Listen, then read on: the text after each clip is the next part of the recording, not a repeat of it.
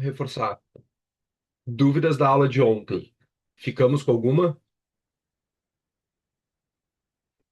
Alguma dúvida específica da aula de ontem? O que a gente falou, né? Para quem não conseguiu vir na aula de ontem, fal- nós falamos sobre muita coisa, mas vamos lá. Exames dentro dos pacientes praticantes de esporte e praticantes e atletas, né? A gente falou sobre cálculo de disponibilidade energética, importantíssimo, inclusive, totalmente aplicável em consultório com qualquer paciente que seja praticante de esporte e exercício físico. Quem perdeu tá tudo gravado, tá como só reforçando hoje renderiza tudo e eu envio para vocês no e-mail, na plataforma e no grupo ali, tá? Então não se preocupe que vocês vão ficar com acesso aí às aulas para acompanhar e tal. É, revisitar alguns pontos que faltou entendimento, normal, né? Que nem, mas bioquímica, quando tu fala, parece fácil. Sim, né, gente? Eu faço isso todos os dias, praticamente, porque eu dou aula do assunto, né? Eu dou aula na faculdade de nutrição, dou aula na faculdade de educação física. Então é diferente da gente visitar o assunto todos os dias. E isso é importante que vocês treinem também, né? Para elaborar esse lado mais rápido no raciocínio com relação à bioenergética, à fisiologia do exercício. Que não é uma, obviamente que não é uma coisa simples, tá? Obviamente não é uma coisa simples. Hoje a gente vai, então, reforçando, né, a gente foi afunilando, né? A gente foi afunilando porque a gente foi pegando pontos amplos. Então a gente começou com um pouco, bem pouco, pincelando história da nutrição esportiva ali. Depois a gente afunilou para a parte da bioquímica, da bioenergética aplicada à prática clínica. Então a gente começou a falar ali, por que tal modalidade necessita mais de carboidrato do que outras, né? E por que todas as modalidades necessitam carboidrato, inclusive algumas mais que outras, né? Mas como o carboidrato é um ponto central em questão de performance, e aí eu mencionei para você, seja a performance de uma senhora que está fazendo pilates até um atleta de elite que vai querer fazer 100 metros abaixo de 10 segundos. Então, em todos os pontos, dadas as proporções, o carboidrato será um elemento central. Passamos por interpretação de avaliação de composição corporal do praticante de exercício e do atleta, interpretação e solicitação de exames laboratoriais, daí no caso, do praticante de exercício e do atleta, né? Finalizamos com um pouco de estratégias, no caso, recomendações, né, mais globais. Então, por exemplo, eu falei para vocês que na recomposição corporal de atletas ela acontece, mas a gente tem que ter um cálculo muito específico, que é uma deficiência calórica um pouco mais amena, né? Ela vai se limitar normalmente em 10%. Então, calculamos a dieta do atleta em 3.000 calorias para ele manter o peso. O que a gente faz? A gente tira cerca de 10%, né? Que seria 300 calorias. Deixa uma dieta hiperproteica. Vou até revisitar aqui rapidinho, só para vocês recordarem rapidamente. Quem não teve em aula também vai ver depois que nas filmagens vai ter isso, tá? Só para vocês não se perderem. Então, depois ali dos exames, a gente falou. Cadê? A gente falou de macros e exercício, né? Emagrecimento e recomposição. Então, a necessidade dos macros conforme o modelo de exercício, mas sem se esquecer que normalmente proteína e gordura, a variação vai depender mais do objetivo, né? Essa necessidade de carboidrato, que é o que eu pontuei aqui e frisei para vocês. Por exemplo, musculação. Pô, um exercício que depleta pouco o glicogênio, né? Então, a necessidade de carboidrato ela pode se manter mais baixa. O que isso representa para nós? O que isso representa? Ó, é daqui a pouco um atleta, né? Daqui a pouco é um atleta que ele pode estar fazendo a musculação, ele pode trabalhar, quer emagrecer, pode trabalhar com uma quantidade de carboidrato mais baixa. Depois a gente trouxe para algo mais pontual nos carboidratos, né? Que é um fator decisivo. Então, vamos supor o seguinte, ó, por que tem essa margem? 3 a 5, 7 a 12. Isso aqui é uma margem de performance, não é uma margem assim, ó. Ó, eu quero trabalhar com o mínimo ainda sem prejudicar tanto a performance. Ou seja, o que que eu quero dizer com isso? Ah, o meu atleta o meu, seja amador, seja praticante recreacional, mas ele é um amador que corre uma maratona ali em 3 horas e meia, 4 horas. Isso é algo bem nível amador mesmo, né? A gente tem já amador quase se profissionalizando, vai correr em 2 horas e meia, né? 2 horas e 40. Mas um nível amador, cara que vai correr 3 horas uma maratona, vai para 4 horas a maratona, e ele quer perder peso. Talvez a necessidade de colocar essa 12 gramas por quilo de peso não se faz presente, porque a gente pode trabalhar lá no mínimo, né? Talvez trabalhando com cerca de 7 gramas por quilo de peso por dia. Entender esse ponto que eu trouxe. Aí depois a gente falou de timing, né? Então, momento que necessita mais carboidrato, só revisitar as aulas. Não vou focar aqui para a gente não perder tempo da aula de hoje, né? Que também tem bastante conteúdo. A parte de emagrecimento em práticas de esporte depende, como eu falei, porque se a gente está falando de um sujeito que é praticante de esporte, mas tem obesidade, uma obesidade é muito comum, eu vejo, por exemplo, esporte de raquete eu vejo muito, né? Praticante amador de pádel, mas está num quadro de obesidade grau 1, grau 2. Cara, eu vou trabalhar com emagrecimento e uma restrição calórica mais elevada, né? Muitas vezes trabalhando com 1.000 calorias de restrição. Mas no geral, daí eu mostrei para vocês, né? No geral, a recomendação vai se guiar em 300 a 500 calorias de déficit, para não fazer um déficit muito agressivo para um paciente que é praticante de exercício no geral, tá? Falei da recomposição corporal e da nossa famosa síndrome da baixa disponibilidade de energia e como isso pode afetar mais mulheres, mas também afeta homens também. E mostrei como a gente faz o cálculo de disponibilidade de energia. Tá tudo gravado lá na aula, bem, bem facinho da gente captar. Aí depois eu mostrei a The Grand School para vocês também. Algumas pessoas já até entraram, inclusive. Bom, e hoje vamos lá, né, pessoal?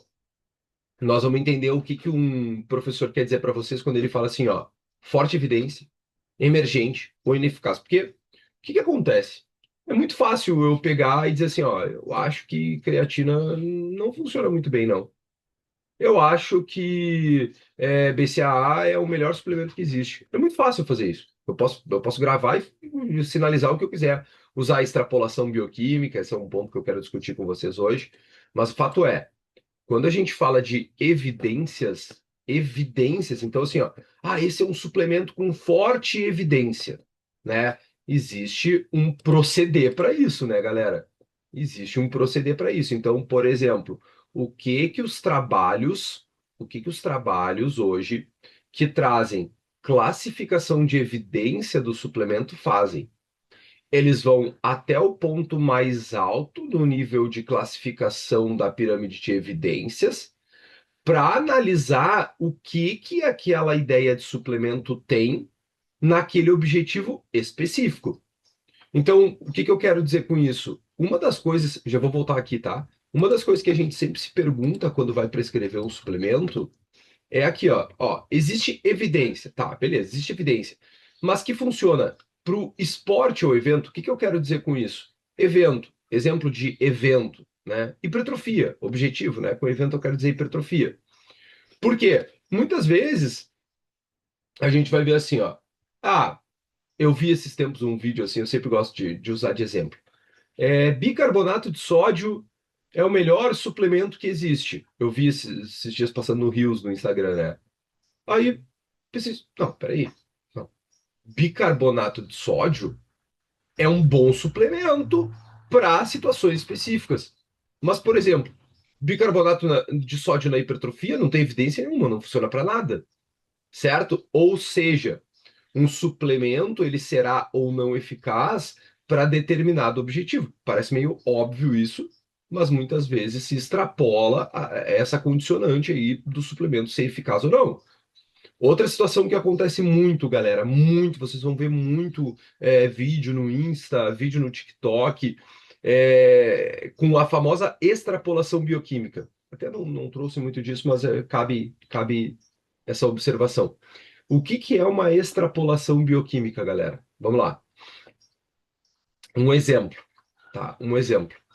Ahn, a gente sabe, né? A gente sabe que a coenzima Q10 ela tem uma participação muito importante na cadeia de transporte de elétrons. Então a galera vai lá e faz a seguinte propaganda. Bom, basicamente é só tu se entupir de coenzima Q10, tu vira um super atleta, né? Porque se um mais um é dois, dois mais dois é quatro, né? E se um x faz 10, então 2x faz 20. É como se fosse isso, entende? Só que no suplemento não funciona assim tão simples. Infelizmente, a gente tem um limite para a utilização desse suplemento, né? Senão, por exemplo, BCA, que é um suplemento, vou usar esse exemplo que a gente já sabe que BCA tem pouquíssima validade, né? Para várias coisas tem pouquíssima validade. BCA, quando a gente fala da leucina, da isoleucina e da valina, que são aminoácidos essenciais, a gente sabe que eles têm evidência dentro do estímulo da síntese proteica. Ah, então quer dizer que eu supradosar BCAA, eu vou ter muita síntese proteica? Infelizmente não, né? Porque senão o pessoal nem usa a bomba. Ia pegar e ia se entupir de 200 gramas de BCAA e estava resolvido os problemas com hipertrofia. Então, infelizmente, não funciona assim.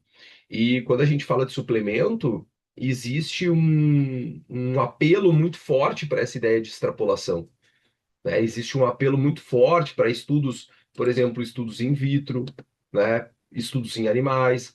Então, por exemplo, com relação, se eu não me engano, a própria creatina, né? Se eu não me engano, uma das coisas que aconteceu com a creatina, que agora a galera tem falado tanto de creatina e melhora cognitiva, foram trabalhos em animais que mostraram essa promessa, mas que quando a gente traz para o nível mais alto da hierarquia na pirâmide de evidências, especialmente para suplementos, a gente não tem observado isso com tanta frequência.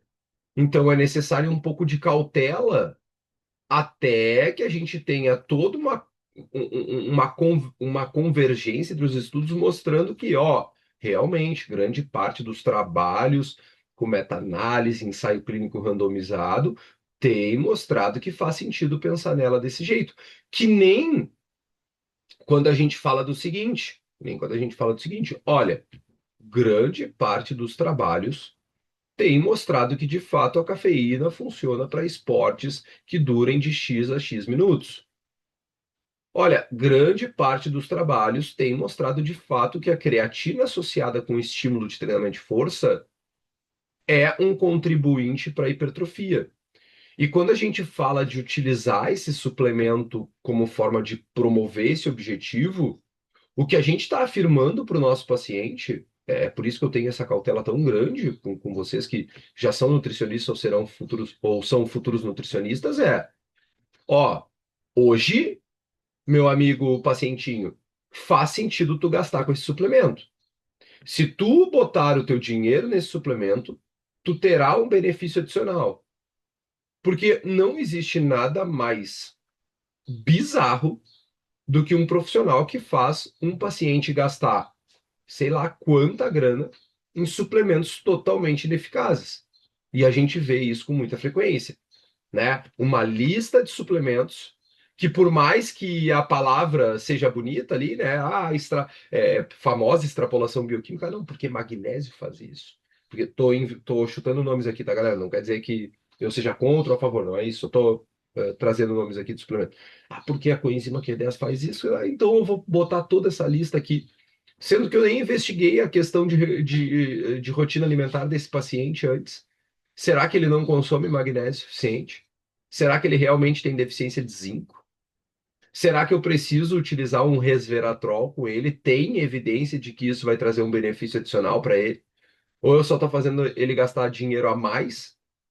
E, honestamente, de uma forma totalmente antiética, né? Porque os nossos pacientes, eles não são cobaias. Tu quer fazer pesquisa? Tu pode, mas não com teus pacientes. Vai para o campo, cria um trabalho. Eu já fiz pesquisa com cafeína, por exemplo. Agora a gente está fazendo uma com citrulina malata. A gente bota para campo, faz. Aí sim é fazer a própria pesquisa, né? Que nem a galera, eu tenho minhas próprias pesquisas, tá bem, né? E aí a gente aplica isso e vai ver se realmente funciona. Mas não trabalhar com o paciente como se fosse uma cobaia. Então, para isso que existe a famosa pirâmide de evidências, né? Ó, para vocês terem uma ideia, o que eu vou falar aqui para vocês, o que eu vou falar aqui para vocês, ah, não, sério, professor, então eu vou até embora. Calma, calma. Eu tô no terceiro nível de evidência. O que eu fiz aqui hoje foi trazer uma gama de trabalhos que levaram o meu entendimento clínico de que este suplemento tem evidência forte e este não tem. Ah, é? Então tu fez uma meta-análise com cada suplemento? Não, não fiz. Não fiz. Ou seja, tudo que eu vou falar aqui, vocês têm que ter um mínimo de desconfiança. Um mínimo de critério. Critério não, criticidade. Acho que tá certo, né? Vocês têm que ter um mínimo de rigor científico para, de fato, chegar a uma conclusão junto comigo se o que eu estou falando faz sentido ou não. Porque o que eu posso estar trazendo aqui pode não, está pelo menos no terceiro nível ali de qualidade da evidência, né? De nível da evidência, certo? Então é muito comum, que é um outro exemplo, tá, galera? Um outro exemplo que eu gosto de usar quando eu mostro essa pirâmide, que não tem muita relação com suplemento, mas eu gosto de usar. Vocês já devem ter visto aquela frase famosa. Ah, o jejum ganhou o prêmio Nobel de 2016, né? Ah, ganhador do jejum foi criterioso em falar jejum dá longevidade. Gente, o próprio Yoshinori, o nome dele, tá? Ele mesmo fala, ele nunca falou isso. Ele nunca falou isso. Ele nunca falou de jejum em pessoas, tá? O que o cara fez nesse prêmio Nobel que ele ganhou foi descobrir mecanismos de autofagia fazendo uma pesquisa in vitro, né? Ele utilizou células de levedura. E aí ele fez uma inanição celular nas células e viu que elas promoviam autofagia. Então a galera simplesmente pegou o que o japonês fez lá e transferiu para jejum intermitente. Tipo, de fato, né, os mecanismos de inanição celular, eles são mecanismos exploratórios da ideia de restrição calórica, né, que é uma atribuição do jejum. Mas o cara nunca falou de jejum, o cara nunca usou o termo jejum. Ele usou a ideia de uma pesquisa in vitro com células de levedura, né? E a galera simplesmente extrapolou a coisa e saiu. Tipo, e saiu falando assim, cara, nada contra, né? A ideia do jejum, a gente pode trabalhar com isso, mas foi uma extrapolação assim gigantesca que o pessoal fez, né? Então, a gente tem níveis de evidências. E para tomada de decisão, esses níveis de evidência, eles têm que ser muito respeitados, tá? A primeira pergunta que a gente sempre vai se fazer numa prévia tomada de decisão para saber se a gente vai usar aquele suplemento com o nosso paciente ou não, é perguntar se existe evidência que funciona para o esporte ou para o evento. O que que eu quero dizer com isso? Né? O que que eu quero dizer com isso? Bom, existe evidência de que a creatina pode, de alguma forma, me ajudar a ter mais potência nos 100 metros? Existe, tá? Existe. O meu paciente não pensa em ter maior ganho de volume muscular, ele não quer gastar dinheiro e ele corre corridas de 30 km, 42 km. Será que faria muito sentido eu trabalhar com a creatina com ele? Eu tô questionando, né? Tô me auto-questionando. Ah, faz sentido. Mas aí a gente vai para uma segunda pergunta. Ele é potencialmente prejudicial para a saúde ou para a performance do atleta? Bom, porque se existir um mínimo de possibilidade disso ser verdade, um exemplo, a gente teve agora uns 10 anos atrás, se utilizava muito ácido linoleico conjugado. E o ácido linoleico conjugado, ele tem componentes altamente inflamatórios ali para a questão cardiovascular, né? Então, tanto é que agora eu acho que está proibido aqui no Brasil, se eu não me engano. Então, né, tipo, pô, se cara, a gente responde de cara, não, cara, não vou expor o meu paciente, né, a situações como essa. Mas se não for, a gente passa para o segundo questionamento, para o terceiro, desculpa, que faz parte da nutrição total, né, galera? Que é o seguinte: esses ingredientes não podem ser obtidos pela comida, né, ou bebida. Então, por exemplo, querem um exemplo de uma resposta muito simples para isso aqui? São os famosos BCAAs. A leucina, a isoleucina e a valina são aminoácidos que justamente a quantidade que a gente encontra deles na comida justifica por que que a suplementação não funciona. Eles são muito fáceis de ser encontrados na comida. Para não ser, como é que se diz? Para não ser covarde, eu vou até usar o exemplo de um amendoim. Não vou nem usar carnes. A gente tem leucina, isoleucina e valina em amendoim, em castanha, em, sei lá, quando mistura arroz e feijão, né? Para não ser covarde e falar das carnes. Que carne daí tem a reviria. Tu pega ovo, carne e lácteos, tem muita leucina, isoleucina e valina, os famosos BCAAs. Mas se a gente não consegue, que nem a creatina, né? Que a creatina, o que que acontece? A creatina até tem na comida, mas a gente sabe que tem uma quantidade muito baixa. A gente tem uma quantidade muito baixa de creatina na comida, nas carnes, né? Lácteos praticamente não tem, né? Mas para atingir uma quantidade alta deveria comer muita carne. Então, né? Ó, pô, a gente vai se questionar. Então, quando vê, dá. Se não dá para atingir pela comida, quando vê, a gente trabalha com esse suplemento. Agora, por exemplo, magnésio. Agora eu quero saber. Então, será que eu não consigo atingir pela comida? Tem justificativa? Aí a galera, quando vê que tá falando bobagem, começa. Ah, não, porque o magnésio de hoje, ele é. Tá, beleza. Né? A lista de ingredientes tem substâncias proibidas? Porque, por exemplo, a gente já passou em situações, né, ao longo da nossa história da suplementação, curta e recente, né, onde existia muita manipulação de substâncias, por exemplo, da creatina. Já aconteceu isso, a gente sabe, passando por teste, né? E se esse teste criou algum alerta emitido por autoridades, né? E aí a gente vai para a última pergunta, porque assim, o valor justifica o uso, o que que eu quero dizer com isso? O que que eu quero dizer com isso? Um exemplo, né, galera? Um exemplo. É, a betalanina vai melhorar ali cerca de 1%, um exemplo, tá, galera? Do tempo até a exaustão numa corrida de 15 quilômetros. Ah, mas o meu paciente, ele gosta de brincar, às vezes de correr 3 quilômetros e é recreativo. Não, não, meu paciente, ele quer correr a São Silvestre na melhor condição que ele já teve. São duas situações bem diferentes. Duas situações bem diferentes, onde uma, o valor com certeza, definitivamente, né? Definitivamente o valor justifica a compra, né, galera?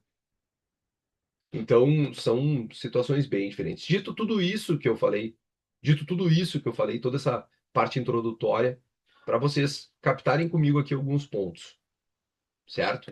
Então, o que que a gente tem hoje? O que a gente tem hoje, tá?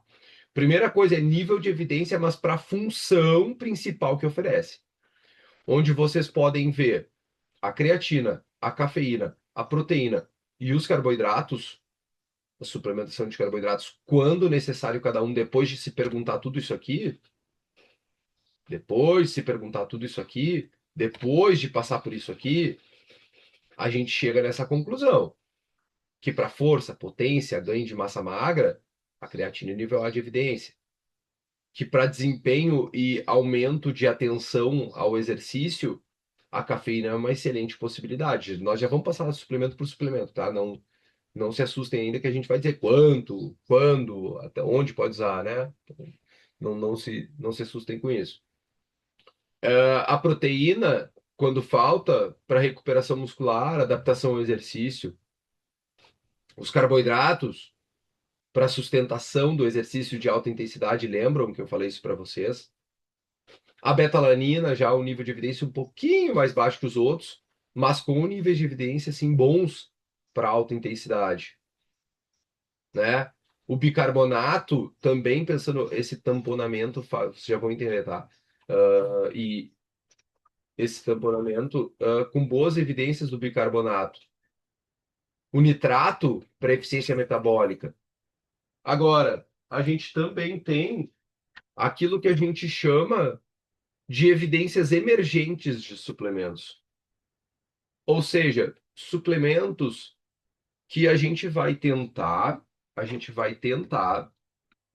trabalhar numa ideia de possibilidade do uso quando, digamos assim, quando o sujeito terá um benefício real desse uso. Então, eu sou um cara, eu já vou falar, tá, sobre o suplemento, mas eu, por exemplo, eu sou um cara que eu gosto muito da citrulina malato. Já vou explicar os mecanismos dela para vocês, né? Mas HMB também, que vem sendo investigado, especialmente na população idosa. Combinação entre colágeno e vitamina. Ah, professor, tu está dizendo que é para utilizar esses suplementos? Não, calma, calma. Eu estou discutindo com vocês que há evidências emergentes, sim, de probióticos dentro da performance. De ashwagandha dentro da performance. Dentro da performance. De taurina dentro da performance. Ah, mas são evidências que nem essas aqui que eu trouxe para vocês. São evidências de nível A da creatina. São evidências de nível A da cafeína para desempenho. Da proteína para recuperação. Não, não, não. Não são. Não são. Mas são evidências de fato emergentes. Certo? Agora, a gente tem, pessoal, suplementos que NIH é National Institute of Health, tá? A gente tem evidências do BCAA, da glutamina, de termogênicos, de testo boosters, zinco, ZMA, quem lembra? ZMA, né?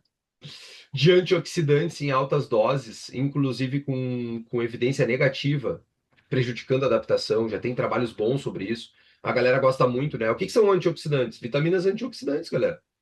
Né? Por exemplo, a combinação entre vitamina C e vitamina E. Tem um trabalho muito famoso, inclusive de 2014, sobre isso, né? O que foi o que deu início a essa discussão. É muito legal esse trabalho, porque dali a gente começou a discutir algumas coisas, tá, beleza, a gente tem a teoria, mas e como é que é a resposta do uso desse suplemento? Porque a gente tem que investigar a resposta do paciente ao uso. A teoria in vitro, em pesquisa em animal, beleza, mas a resposta no paciente. Então, por exemplo, esse trabalho de 2014, ele é bem curioso, porque ele mostrou justamente que a combinação entre vitamina E e vitamina C pode causar adaptações negativas com relação à, à adaptação, né? A modulação antioxidante, digamos assim. Porque o paciente, o ser humano, ele terá uma resposta natural, ele tende a ter uma resposta natural ao exercício. Então, aquela pessoa que ela consome frutas, que ela consome vitaminas, que ela consome minerais, todos provenientes da comida, aparentemente, além dela não ter vantagens em utilizar mega doses dessas vitaminas que já estão ali na comida, ela pode ter efeitos negativos. A adaptação, a adaptação a mega doses de vitaminas e minerais tende a ser negativa. Ah, vai vir com aqueles papos de que, não, se já tem na comida, não. Não, já falei para vocês, por exemplo, a creatina faz sentido. Então, por isso que a gente tem que ter esse nível de critério científico, porque a creatina faz sentido. Tal qual a creatina faz sentido, uma combinação entre vitamina C e vitamina E não faz nenhum sentido. Um exemplo, né, galera? Ou seja, antioxidantes em altas doses, aí eu mencionei para vocês esse trabalho lá de 2014, que nos ajudou a entender isso. Não, peraí. Parece que altas doses de antioxidantes que seriam para gerar adaptação fazem justamente o contrário. O sujeito, seja ele atleta ou praticante, muito provavelmente, né, terá uma adaptação negativa. Ou seja, aquela adaptação natural que ele teria ao exercício, de uma capacidade antioxidante aprimorada, vai ser suprimida por essa mega dose externa. Curioso isso. E é um questionamento que a gente tem que ter. Que muitas vezes a gente. Não tem. Então, a Fabiola perguntou assim, ó, o que seria uma dose considerada alta? Né? Na verdade, qualquer dose acima das DRIs, ela é considerada alta, né? Só que a gente sabe que não é tão simples assim. Nesse caso, desse trabalho específico, foi uma dose, tipo assim, 10 vezes o que seria a recomendação diária, tá? Ou talvez até um pouquinho mais, não recordo exatamente, mas era 10 a 15 vezes. A L-carnitina, arginina e o próprio zinco, magnésio e aspartato, né, que inclusive também é considerado um testo booster, né, os famosos testo booster. Por testo booster não confunda o testosterona pura, né, porque testosterona pura, exógena, para aumento de performance tem bastante evidência. Agora tem bastante evidência que vai dar problema também, né, galera? Então, por isso que, inclusive, o Comitê Olímpico Internacional ele gosta muito de fazer, quando ele fala de evidências, ele classifica não só conforme o nível de evidência para performance, mas ele também traz a seguinte colocação: evidências de que aquele produto pode ser nocivo para a saúde do indivíduo, também coloca aquele suplemento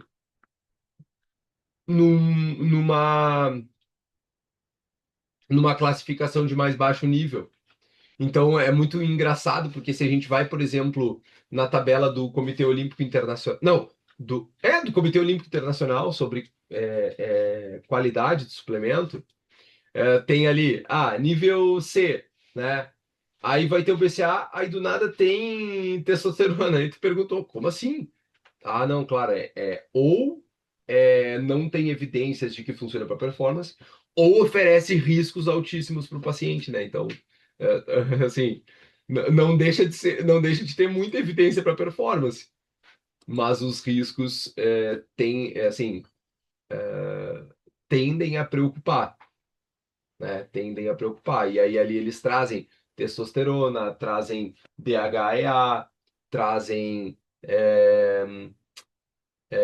estimulantes, né, anfetaminas, etc. Tá? Então, em nível de evidência, a gente pode classificar o seguinte: nível de evidência altíssimo para recuperação e adaptação, proteínas quando necessário. Nível de evidência altíssimo para sustentação de intensidade do exercício, a suplementação de carboidratos quando necessário. Para força, potência e ganho de massa magra, consequentemente, creatina. Um nível um pouquinho mais baixo, mas ainda assim numa boa qualidade de classificação, quando a gente fala de alta intensidade, betalanina, bicarbonato. Para eficiência metabólica do indivíduo, nitratos. Mas aí a gente vai para um nível mais negativo depois. Evidência baixíssima, nenhuma, ou até negativa, que nem eu falei para vocês. No caso dos antioxidantes em altas doses, então ficar colocando vitamina e mineral suplementada em alta dose, com evidências de prejuízo na adaptação do paciente, seja ele um praticante de exercício ou seja ele um atleta. BCA, glutamina, termogênico, os testo booster, acho muito engraçado esse nome. L-carnitina, arginina, zinco, magnésio e aspartato, que também se classifica como um testo booster, né? Classifica não, mas a proposta, né, potencializar a produção de testosterona, porque zinco e magnésio são contribuintes para essa secreção, né? Mas todos com um nível de evidência baixíssimo, baixíssimo, certo? Beleza, galera. Agora vamos ver suplemento isolado.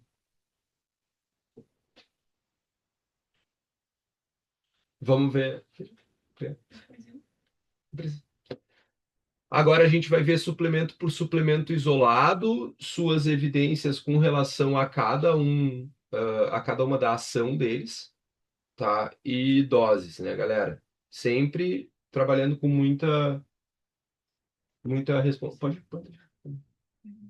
Só um pouquinho, tá, galera? Me dá 20 segundos.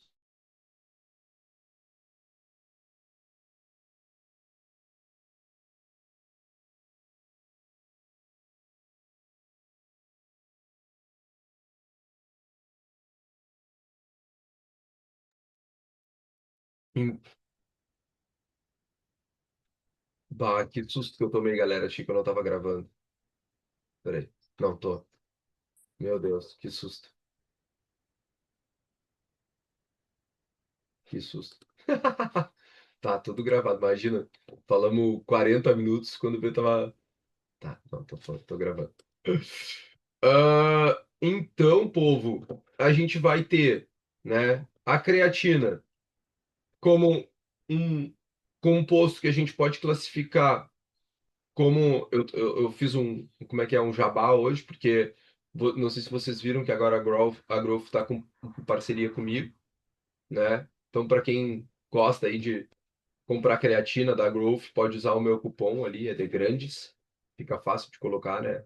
Então, fiz um jabazinho aqui para, já que a gente não é interessante ficar orientando, eu sempre coloco para os pacientes, tá? Fica a dica, inclusive, questões éticas. Ah, legal, Grazi, ó, já usa o cupom do prof lá. É interessante que a gente sempre coloque três marcas diferentes, tá? Então assim, ó, Growth, Integral Médica e sei lá, usa os de mais qualidade e a gente indica para o paciente, porque não é interessante que a gente fale de uma marca somente, tá? Bom, a creatina, ela é um composto nitrogenado, né? Então a gente sintetiza ela a partir de outros aminoácidos, que é a arginina, a, como é que eu esqueci? A glicina e a metionina, né? Onde a gente vai sintetizar principalmente no fígado, rins e pâncreas, né? Depois ela é transportada, depois que a gente sintetiza ela no nosso corpo ou ingere, a gente transporta ela majoritariamente, quase que 95%, se eu não me engano, na musculatura esquelética, né? E aí nos homens um pouco nos testículos e também um pouquinho no cérebro, em homens e mulheres, certo? O que que ela faz, né, galera? Lembram por que que, por que que é importante a gente saber conectar a parte de bioenergética, de bioquímica, né? Então, o que que eu expliquei para vocês? A gente tem o famoso sistema dos fosfagênios, ou sistema ATP-CP. CP é creatinofosfato. Então, o principal papel fisiológico da creatina está associado com esse sistema ATP-CP, onde a gente vai estar trabalhando com um fornecimento imediato de energia, especialmente em exercícios de altíssima intensidade e curta duração, que nem eu falei para vocês, né? Então, durante a contração muscular, o que que a gente tem? A moeda energética, o ATP, adenosina trifosfato, é hidrolisada em adenosina difosfato, ADP, e fosfato inorgânico, certo? Para liberação de energia. Os estoques de ATP, eles são muito limitados, certo? Então, a fosfocreatina, ela doa um grupo fosfato ao ADP por meio da creatinoquinase. E aí, quando a gente doa fosfato para adenosina difosfato, olha que loucura, ela vira adenosina trifosfato, o famoso ATP. Então, quando a gente tem fosfocreatina com mais estoques na musculatura esquelética, o que que acontece? A gente tem uma capacidade aumentada de ressíntese de ATP. Quando os estoques de fosfocreatina são aumentados, a gente tem uma capacidade maior de ressíntese rápida de ATP. Entenderam, galera?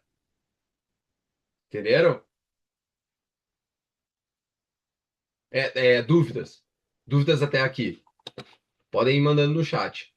Então, a creatina em exercícios, a gente pega esforços intermitentes de alta intensidade, né? Exercício de curta duração, mudança brusca de direção, modalidades com acelerações, com sprints. Então vamos lá, treino de força e hipertrofia, sprint no futebol, no rugby, no crossfit, levantamento de peso olímpico, esporte de combate, atletismo, principalmente em salto, potência, em velocidade, potência, né? Então, esse efeito, ele não é só um efeito direto de aumento de força, mas a gente consegue manter intensidade ao longo das séries, tem menor queda de potência entre repetições, Tem aumento do volume total de treino, certo? A Fabiola perguntou assim: quais situações não faz sentido usar? Teoricamente, quando o sujeito não tem estímulo. Até o presente momento, a gente não conseguiu mostrar que a creatina sem estímulo funciona. Então, precisa ter nem que seja a idosa lá de 100 anos fazendo alguma coisa, tipo levantar e sentar da cadeira. Uma pessoa sedentária não terá benefícios. Até o presente momento, a gente tem isso. Não me lembro especificamente a diferença, Grazi, mas acho que é o selo Creapure, se eu não me engano, que não tem grande relevância também esse selo, tá? Grande não, não tem relevância. Eu acho que é essa a diferença da roxa para verde, tá? Ainda, galera, adaptações ao treinamento. Então, o que que a gente sabe? O uso crônico potencializa adaptações induzidas pelo treinamento, né? Especialmente quando tem treino de força. Então, a gente tem mais disponibilidade de fosfocreatina. O que que acontece? É uma coisa, inclusive, ó, olha só que curiosidade, gente. Nos esteroides, o que que acontece nos esteroides, galera? Esteroide, além de possibilitar melhora aguda, o esteroide gera maior probabilidade de sustentar treino. Claro, a creatina num nível muito inferior, mas ela também vai nessa visão. Porque se a gente tem mais fosfocreatina, consegue realizar com carga maior, mantém intensidade, tem mais tensão mecânica, tem mais estresse metabólico, tem mais estímulo hipertrófico, ou seja, a adaptação ao treinamento também fica potencializada, né, galera? A gente tem outros mecanismos também que vêm sendo estudados. Não tem nada que. E a história da creatina deveria estar na água. Ah, não, não, não é assim. Sensacionalismo, Flávio. Sensacionalismo. Total. Tá? O que mostra, então, se a creatina é pura. A gente não tem aqui no Brasil, a gente não tem nenhum. Fora aquelas, tipo, a Benutri, que ainda assim eu tenho certa desconfiança, porque eu não sei quem é. Não é um órgão independente. Tem gente por trás ali, entendeu? Então, não sei até que ponto tudo ali é real, tá? Não sei. Dry scooping. O que que seria dry scooping? É uma técnica de burlar a quantidade? Ahn, tu tá querendo dizer do amino spiking? Será que não é isso que tu quer dizer? Ah, não, tá, tá, é que usa esse nome. Não, não, assim, o que que a gente tem, tá? O que que a gente tem?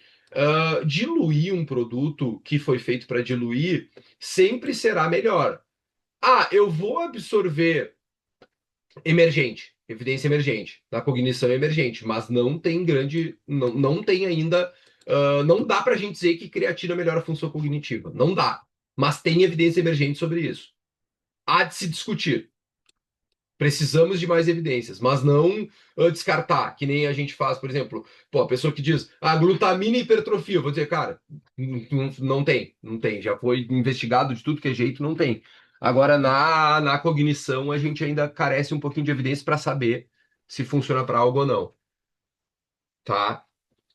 A gente tem evidências emergentes também e fortes, fora essa questão de potência e força. Voltando, desculpa, o colega perguntou do colocar direto na boca. Quando surgiu essa ideia e para discutir melhor e tal, conversei com alguns químicos de alimentos.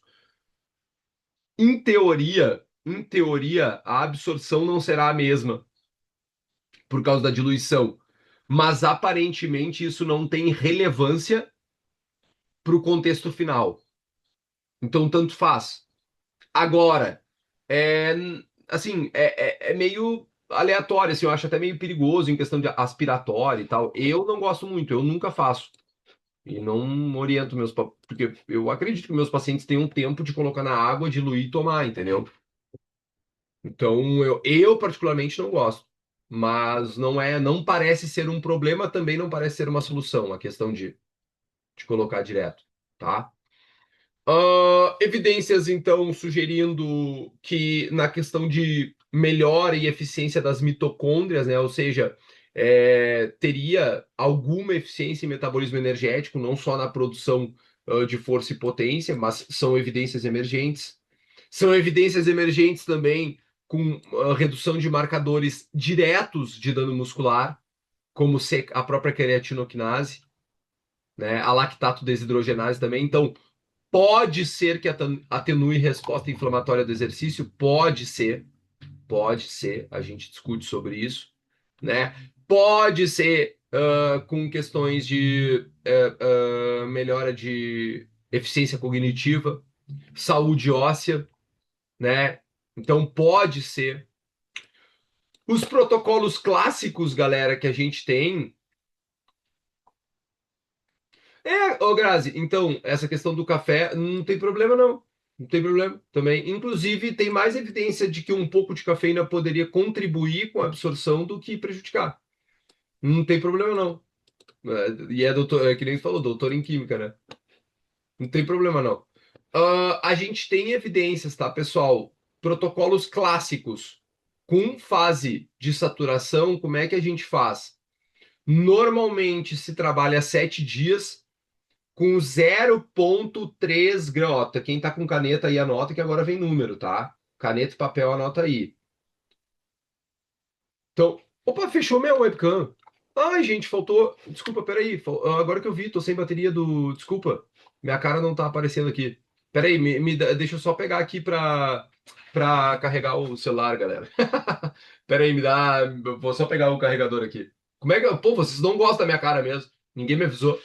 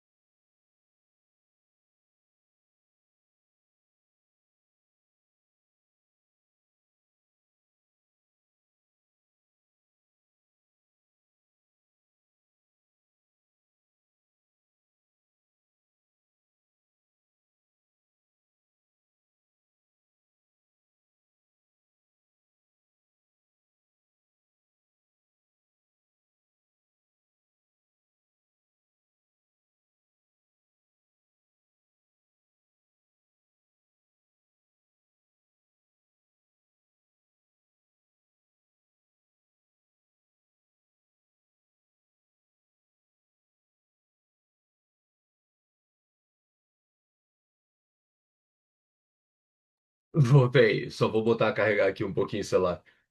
Achei que era proposital, diz ela. Não, não era. Não tinha visto. Bom, então a gente tem protocolos com fase de saturação, né? Já vai voltar aqui o vídeo, só botei a carregar um pouco o celular antes.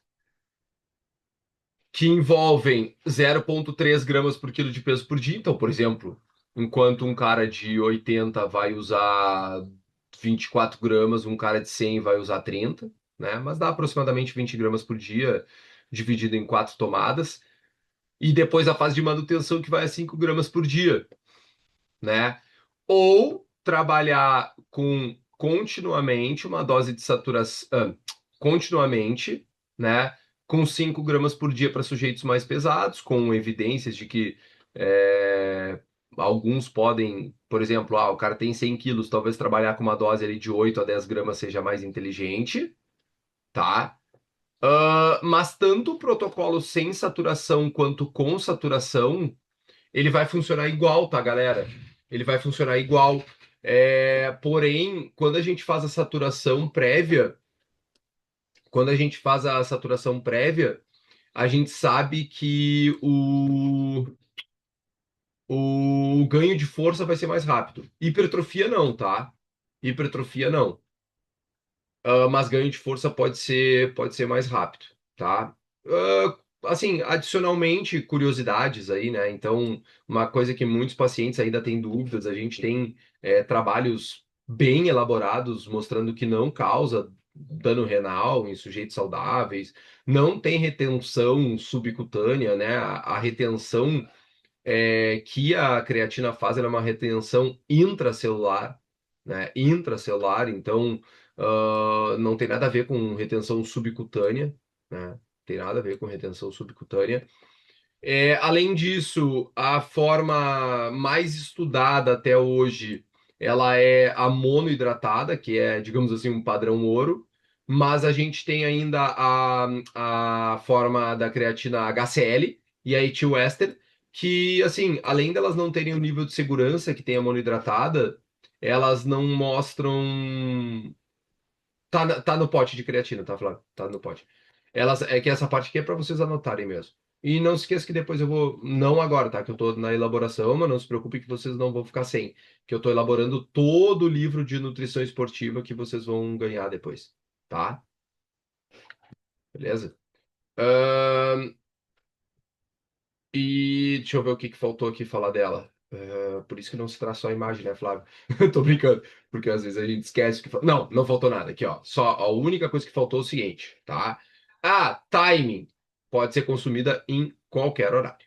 Qualquer horário. Evidências de que leva uma vantagem, mas que não é uma. O que que eu quero dizer com vantagem que não tem vantagem no resultado final? É, por exemplo, assim, ó. Aumenta a síntese proteica. Um exemplo, tá, galera? Tal produto aumenta a síntese proteica. Tá, beleza, dá mais hipertrofia? Não. Então não tem diferença, tá? Então não tem diferença. No resultado final, dá mais hipertrofia? Não. Então não tem diferença. Ponto, acabou.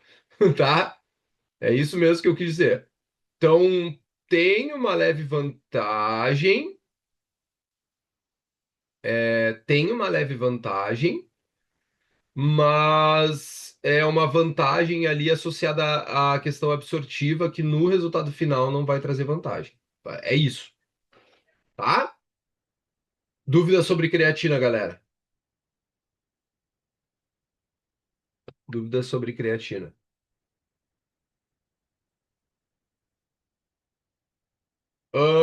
Passando para nossa querida cafeína, então. Querida cafeína, né? É o suplemento, para mim, um dos que eu mais gosto de trabalhar, tá? A dosagem é a dosagem clássica, tá? Para saturação, Adriane, saturar com 0,3 gramas por quilo de peso por dia durante 7 dias.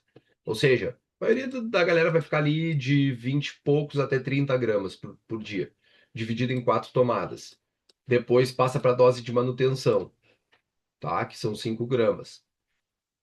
Eu preciso fazer a saturação. Se quer ganhar força mais rápido, sim. Senão não tem necessidade, tá? Para ganhar força mais rápido, sim. Senão não tem necessidade. A gente tem, então, mecanismos bem estabelecidos com relação aos efeitos ergogênicos da cafeína, tá?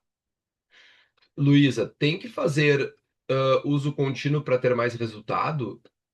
Como assim? Explica, não consegui entender. Me dá um exemplo, assim, o que que tu quis dizer, porque eu não, mas não consegui entender. Tipo, o que que tu quer dizer com uso contínuo? Todos os dias durante muito tempo? Por exemplo, tu quer saber se tu tem que usar. Porque para saturar e ter os benefícios dela, tu tem que usar de modo contínuo todos os dias crônico.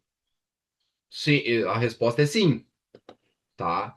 Tu não tem benefícios diretos da creatina, por exemplo, se tu fizer a saturação e parar de usar. Ou se tu fizer usar 10 dias e parar de usar, tipo, tu não vai ter grandes benefícios, tá? Cafeína. Vamos lá. A cafeína, os efeitos ergogênicos estão bem estabelecidos também. Ela é uma droga psicoativa, né? Uma substância psicoativa das metilxantinas, né? E junto com a creatina são os dois.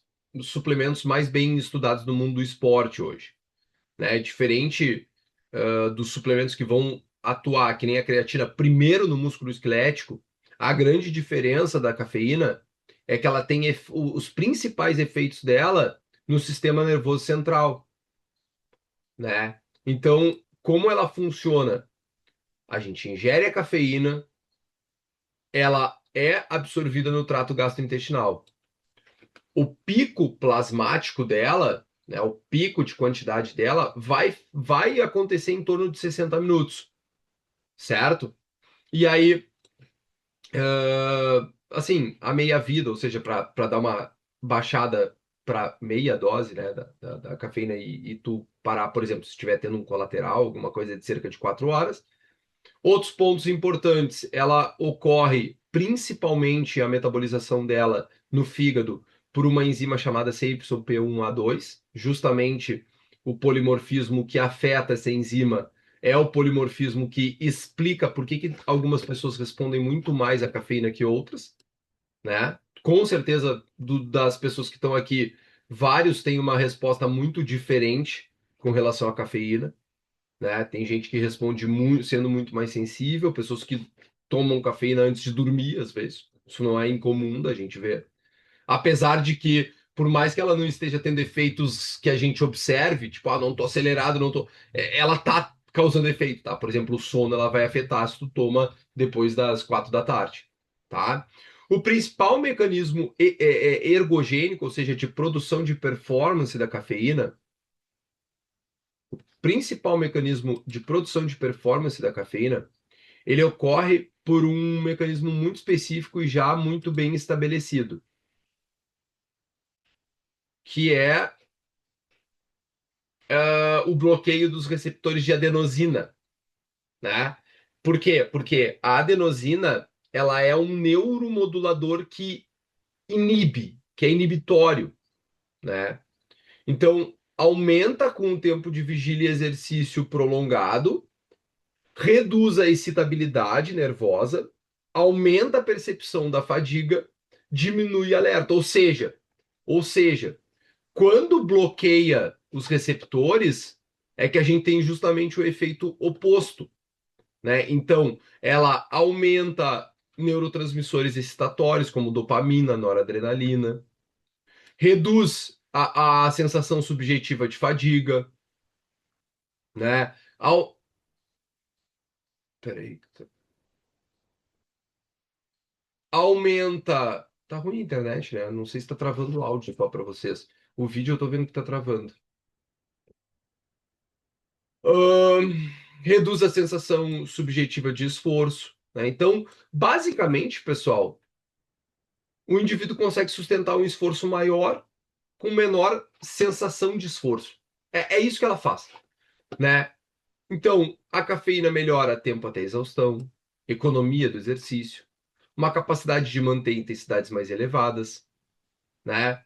Reduz percepção de esforço, né? Maior recrutamento motor, melhora a deficiência neuromuscular. Se a gente for pegar exercícios de alta intensidade e força, tem alguns trabalhos mostrando também melhor impotência, capacidade de realizar mais repetições até chegar à falha, né?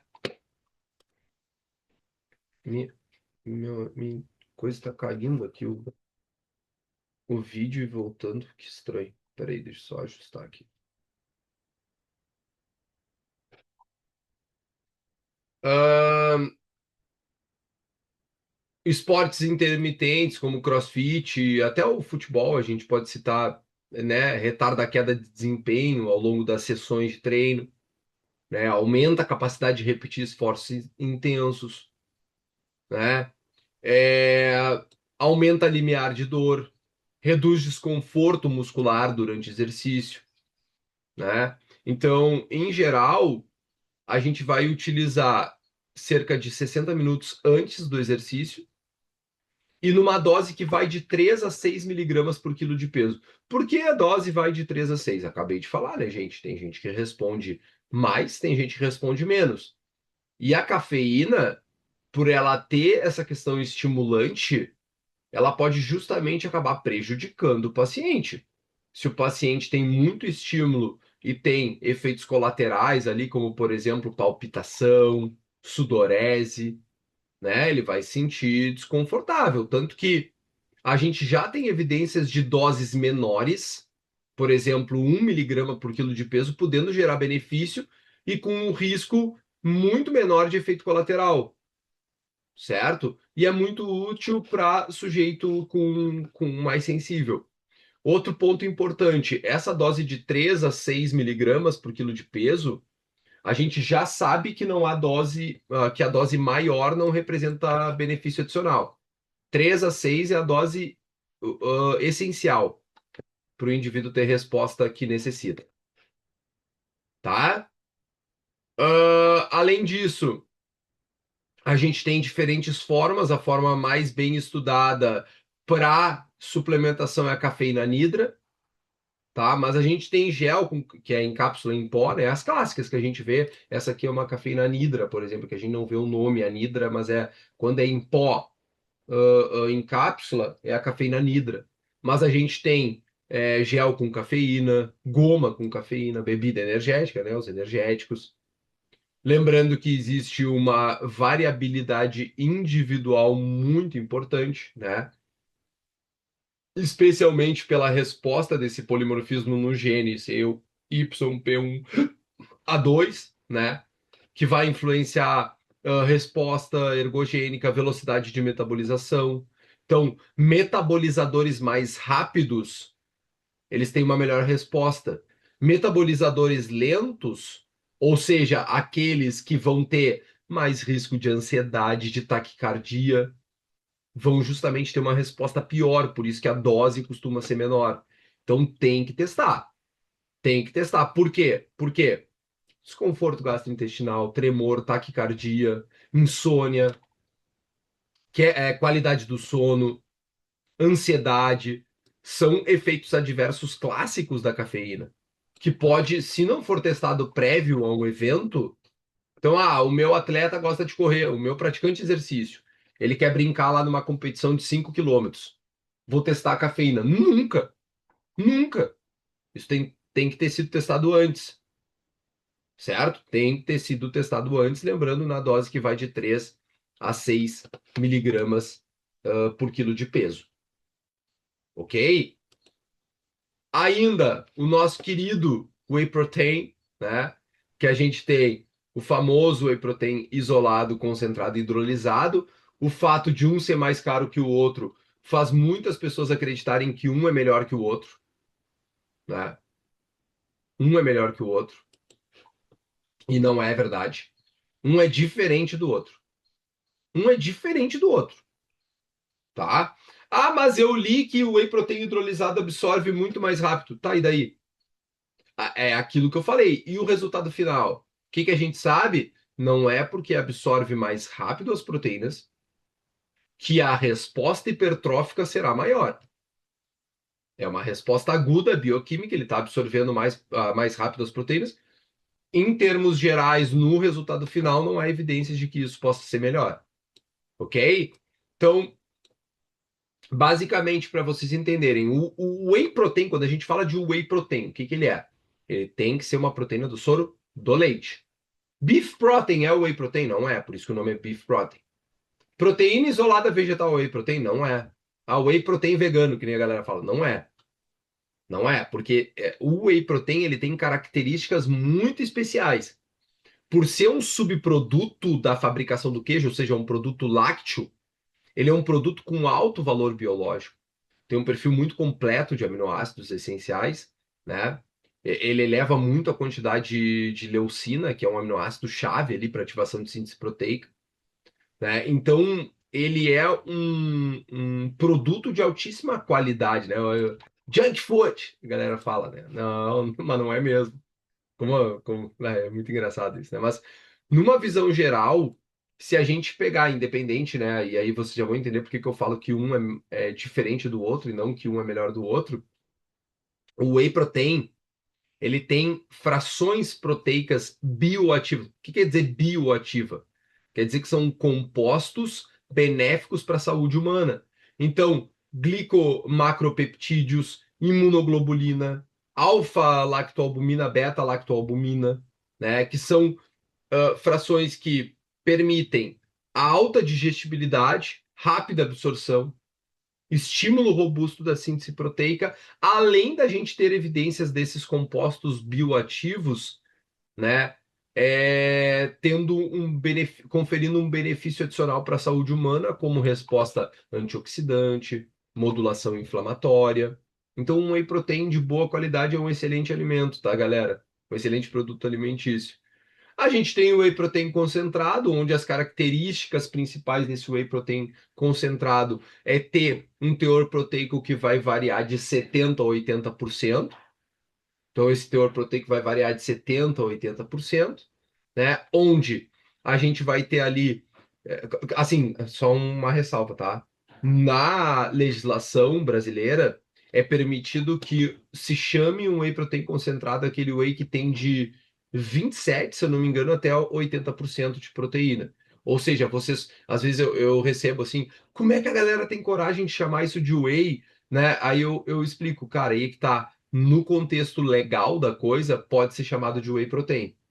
Pode ser, porque, mas tem a cada 30 gramas do produto tem 8 gramas de proteína. Tipo, tá, é uma porcaria, né? Realmente é uma porcaria. Mas no contexto pode, né, pode ser chamado. Então, às vezes vai ter na real, o troço é um hipercalórico vagabundo que é chamado de whey, tá? A gente tem é, uma, uma aplicação dele, especialmente para praticantes de exercício de todas as vias que a gente pode imaginar, porque a ideia do whey protein é conferir qualidade proteica e praticidade. Então, por exemplo, muita gente me pergunta assim, ó, professora, como assim, cara? Tu acha que vale a pena usar o whey protein com pessoas com obesidade? Gente, olha, faz um raciocínio lógico aqui comigo. Uma pessoa com obesidade que a gente quer fazer emagrecer. A gente quer oferecer para ela pouca caloria, a gente quer oferecer pouca caloria, muita proteína, qualidade alimentar. O whey protein confere tudo isso, certo? Então ele é um excelente alimento pensando nesse ponto de vista. E aí, como eu mencionei para vocês, a gente tem diferentes tipos de whey protein, né? A gente tem diferentes tipos de whey protein. Ambos, os três modelos que a gente tem, o diferencial é a quantidade de proteica que eles têm, né? Não o diferencial entre eles, o diferencial entre outras fontes proteicas, né? Que a gente consegue distribuir muito bem ao longo do dia, né? Vai ter uma quantidade legal de leucina, que é um aminoácido que tem uma participação importante na ativação da via mTOR-C1, que é uma via importante de sinalização hipertrófica, né? Onde a gente vai utilizar esse whey protein quando de fato existe uma necessidade proteica ali evidente, certo? Dúvidas, galera? Até aqui eu já vou explicar a diferença entre cada um dos tipos de whey protein.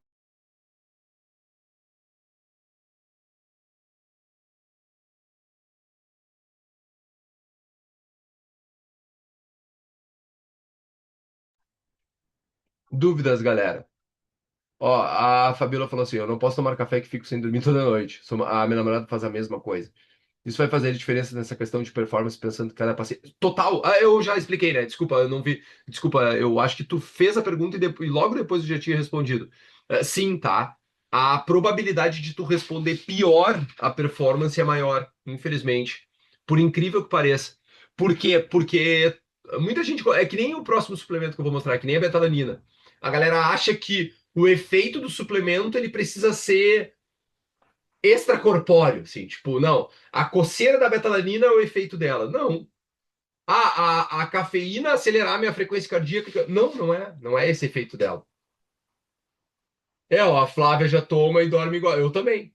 Não tem esse grande problema. Agora, por que que a gente sabe que pode afetar pior a tua performance, né, Fábio? Por isso que tu tem que testar, né, Fábio? Se tu quer usar contigo, né?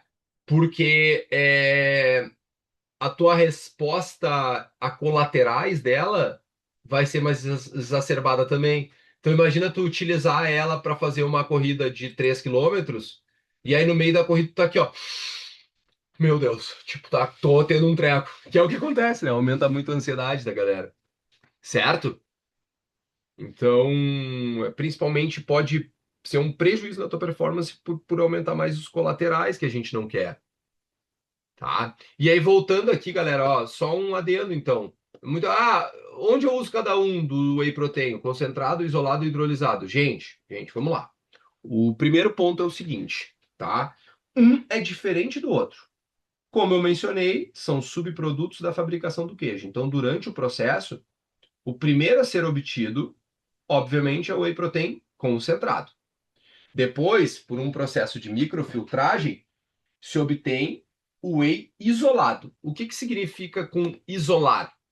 É justamente isolar. Já vou te responder. É isolar a lactose, desculpa, os carboidratos e as gorduras, né? Sendo que a maior fração vai ficar proteica. Por isso que o whey protein isolado normalmente tem 90% de proteína. Ah, mas então,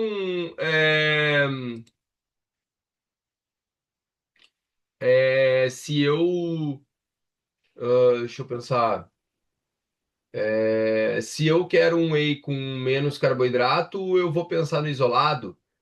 De certa forma só não se esqueçam que não é uma relevância tão grande. Por exemplo, o meu paciente que fala que não tem dinheiro para isso, eu diria assim, beleza, cara, tipo, se 4 gramas de carboidrato tá te prejudicando, a gente corta ali um terço de uma banana e tá resolvido, né? Se 8 gramas de carboidrato é um grande problema, né, gente? A galera às vezes usa essa desculpa. Mas assim, ó, o whey protein isolado, qual é o benefício dele real? É que como ele é isolado, como ele isola os carboidratos e as gorduras, ele isola um carboidrato muito importante também, que é uma combinação entre glicose e galactose, que é a famosa lactose, né? Um disacarídeo que para muitas pessoas não é legal. Então, o whey protein isolado normalmente é a nossa primeira escolha quando o paciente tem intolerância à lactose. Com algumas discussões aí na literatura, porque parece que um bom whey protein concentrado não tem lactose suficiente para afetar um sujeito com intolerância, mas essa é uma discussão mais profunda um pouco. Aí, em termos gerais, a primeira escolha será o whey protein isolado, para a pessoa que tem intolerância. Ele tem benefícios sobre o whey protein concentrado para pessoas saudáveis? Não tem. Não tem benefício adicional. E aí a gente vai para um adicional, que é o hidrolisado, passa por um processo adicional ainda, que é uma pré-digestão, porque é hidrólise, né? Ou seja, ele faz uma hidrólise prévia das proteínas, ou seja, ali a gente vai ter peptídeos e aminoácidos, a digestibilidade do whey protein hidrolisado é muito maior, o que confere que seja mais fácil de digerir. Porém, não confere que vai trazer benefícios adicionais em termos estéticos, em termos de performance, em termos agora. O Emerson trouxe um ponto muito importante. Para a idosa que tem gastrite e refluxo, seria melhor hidrolisado? Tecnicamente falando, sim. Ela tem condições para comprar esse whey protein porque é bem mais caro? Sim. Tecnicamente falando, seria uma possibilidade melhor. Tanto que vocês devem ver que nas fórmulas que a gente tem infantis e fórmulas de nutrição parenteral, por exemplo, vocês vão ver que tem o whey protein hidrolisado adicionado ali, né? Porque a digestibilidade fica melhor. Agora, se vocês estão se perguntando, então um é superior ao outro. Não, olha, querem um exemplo legal? Por mais que o hidrolisado seja muito mais caro, o concentrado tem muito mais composto bioativo do que o hidrolisado. Por quê? Justamente porque ele não passa por tanto processo industrial que vai perdendo os compostos bioativos. Certo? Curioso isso, né? Curioso isso. E o whey protein, aí, reforçando isso, né, galera? O whey protein nada mais é do que uma forma de conferir proteína para quem tem uma quantidade proteica na dieta limitada. Certo? Beta. Ah, tá, as dúvidas de vocês, desculpa. Tá, uma idosa, respondi. Aí, eu tô reage, tá. Se a paciente não pode consumir nada de proteína do leite, faz sentido entrar com uma proteína vegetal de soja, por exemplo, mesmo que talvez a absorção não seja igual? Sim, com certeza. Na verdade, quando tu. Não é nem a questão absortiva, tá, Fabiola? É a questão de aminoácidos, mas aí o que que tu faz? Em média, né? Claro que tu vai ter que conferir isso direitinho, né? Conforme a proteína que tu vai comprar. Isso depende da informação nutricional. Mas, em média, para cada 25 gramas de whey protein, tu vai usar 40 gramas de proteína de soja, por exemplo. Proteína isolada de soja. Mesmo o café normal pode baixar a glicose, tem algo sobre isso. Parece que dá uma. Assim, teoricamente, café não, tá? Café. E outra coisa curiosa é que a cafeína, ela, na verdade, ela preserva o teu metabolismo de glicose, né? Tanto que existem estratégias novas que é usar cafeína com carboidrato, que ajuda a reparar o glicogênio mais rápido. Mas aí é com atleta de elite. Essa tua fome não necessariamente tem relação com a sensibilidade à insulina, tá? O que que pode ter relação? Vamos especular, né? Não tem como a gente saber. Mas vamos especular. Por exemplo, aumento da ansiedade. Tu falou que tu é muito sensível, isso já nos dá um indício, ó. Raciocínio clínico aqui, né? Tipo, ó, peraí, não, ela me falou que ela é muito sensível à cafeína. Ah, vou fazer um teste genético de CY1A2P nela. Não. Ela já me deu um indício que ela é muito sensível. Cara, será que ela não tá tomando café, ficando muito mais ansiosa? Isso tá sendo uma resposta para esse aumento de apetite dela? Por quê? Porque, em geral, estimulantes tendem a diminuir tua fome. Em geral, entendeu? Agora, no teu caso, que tem essa sensibilidade maior, né? Betalanina, galera. Betalanina, o que que a gente conhece sobre ela, tá? O interesse da nutrição esportiva pela betalanina não é especificamente na betalanina. Isso é curioso, tá? Ela é um precursor da carnosina, que é um aminoácido que a gente tem lá na nossa musculatura, tá? A carnosina, ela controla o pH, né, intramuscular durante exercício de alta intensidade. Então, o que que a gente tem na carnosina, tá? O que que a gente tem na carnosina? Ela tem uma função tamponante. Olha só, né? Vamos voltar. Por que que tem que ter a bioenergética? O que eu falei lá nos nossos primeiros minutos de aula de ontem. Lembram que eu falei que tem um subproduto dos exercícios de alta intensidade, que são os íons de hidrogênio, que causam muita fadiga, que dá queimação? A carnosina, ela tampona, ou seja, ela controla, porque esses íons de hidrogênio modulam o pH intramuscular, a carnosina controla isso. Então, ela tem um efeito de modulação da fadiga na função contrátil, de tamponamento. Ou seja, a gente quer que com a carnosina, como com a produção elevada de lactato faz o pH intramuscular cair, a gente quer a betalanina aumentando a quantidade de carnosina para aumentar a capacidade tamponante do músculo, retardar a queda de pH e permitir a manutenção da contração muscular por mais tempo, aumentando tolerância ao exercício de alta intensidade. Aí vocês vão ter uma grande diferença entre o que é a betalanina e o que é a cafeína. Qual é essa grande diferença? Ação aguda e crônica. A cafeína tem uma ação aguda, de efeito imediato. A betalanina, mas ela dá coceira. Não, gente, a coceira da betalanina é justamente por esse efeito de tamponamento. Desculpa. É, é, esse efeito de. Estímulo de sensores periféricos, tá? Com relação a essa sensação de formigamento. Certo? Essa sensação de parestesia que a galera sente, sabe? Aquela sensação de dar uma coceira aqui na orelha, né? Porque A gente ativa sensor periférico, né? Mas tem como minimizar isso.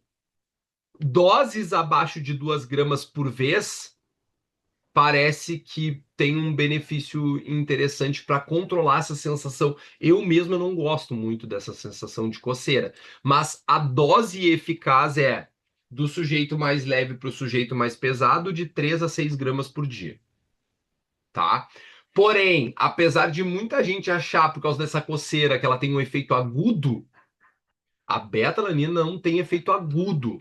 Ela tem efeito crônico, onde no mínimo a gente vai precisar de 4 semanas para aumentar significativamente a carnosina. Certo? Beleza? Então, não faz diferença se usa perto do treino, depois do treino, se usa de madrugada ou de noite, tem que usar no momento que fique confortável para o teu paciente. Beleza?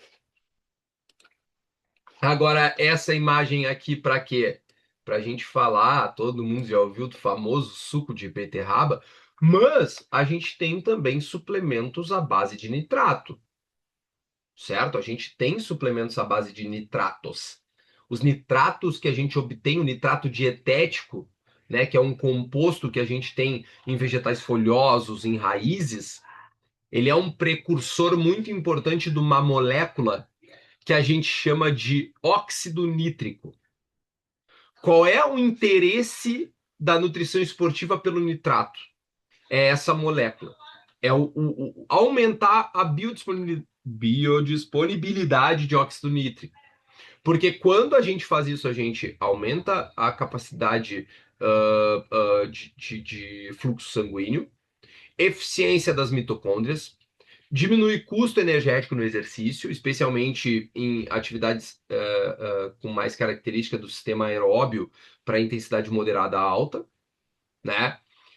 E ela vai causar também, né, algumas outras condições, como melhor utilização de oxigênio.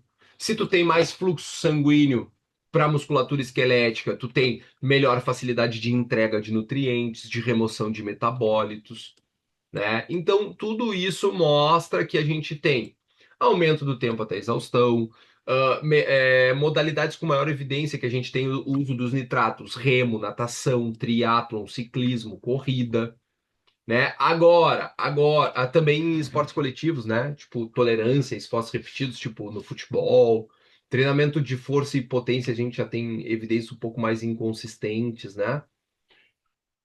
E a gente pode utilizar eles até com pessoas recreacionalmente ativas, né? Porque é legal de usar até com pessoas, por exemplo, que têm quadros de hipertensão, porque aumenta a biodisponibilidade de óxido nítrico. Então, quando a gente trabalha com as doses, a gente vai trabalhar de 300 a 600 miligramas de nitrato, certo?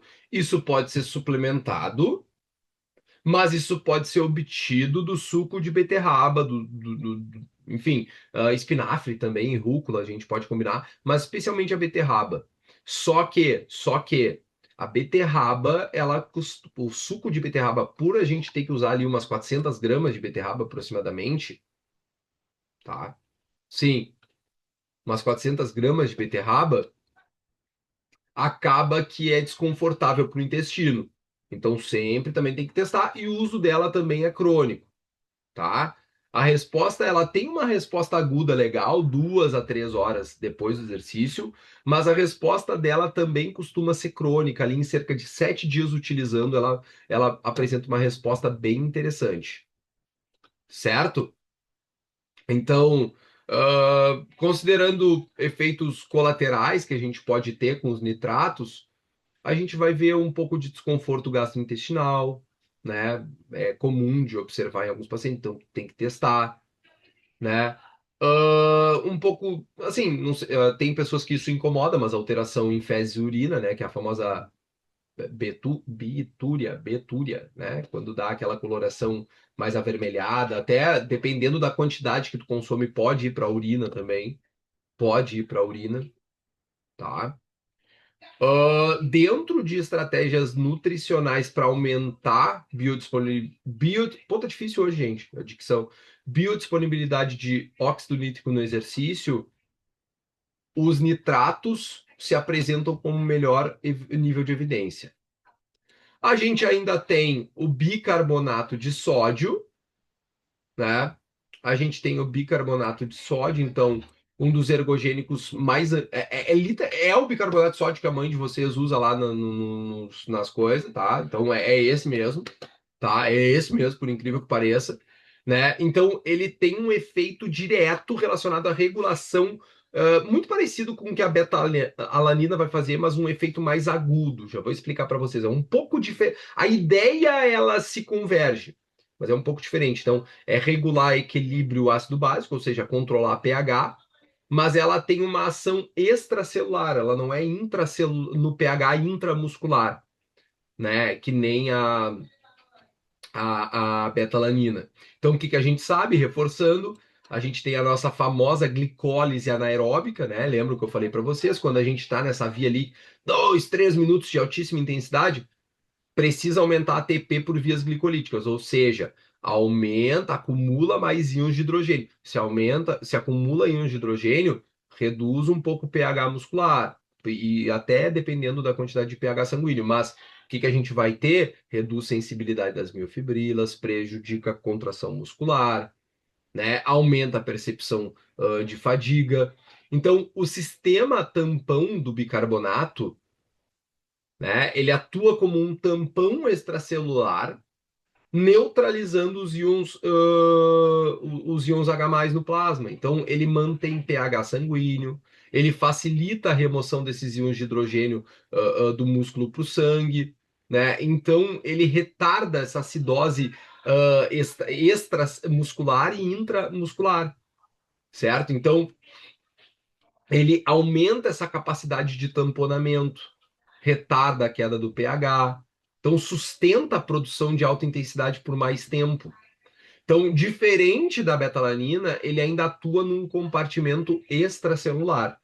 As modalidades que a gente mais vê benefício do bicarbonato principalmente modalidades que durem de 30 segundos a 10 minutos. Então, o odds no CrossFit tem muito odd em competição que faz isso.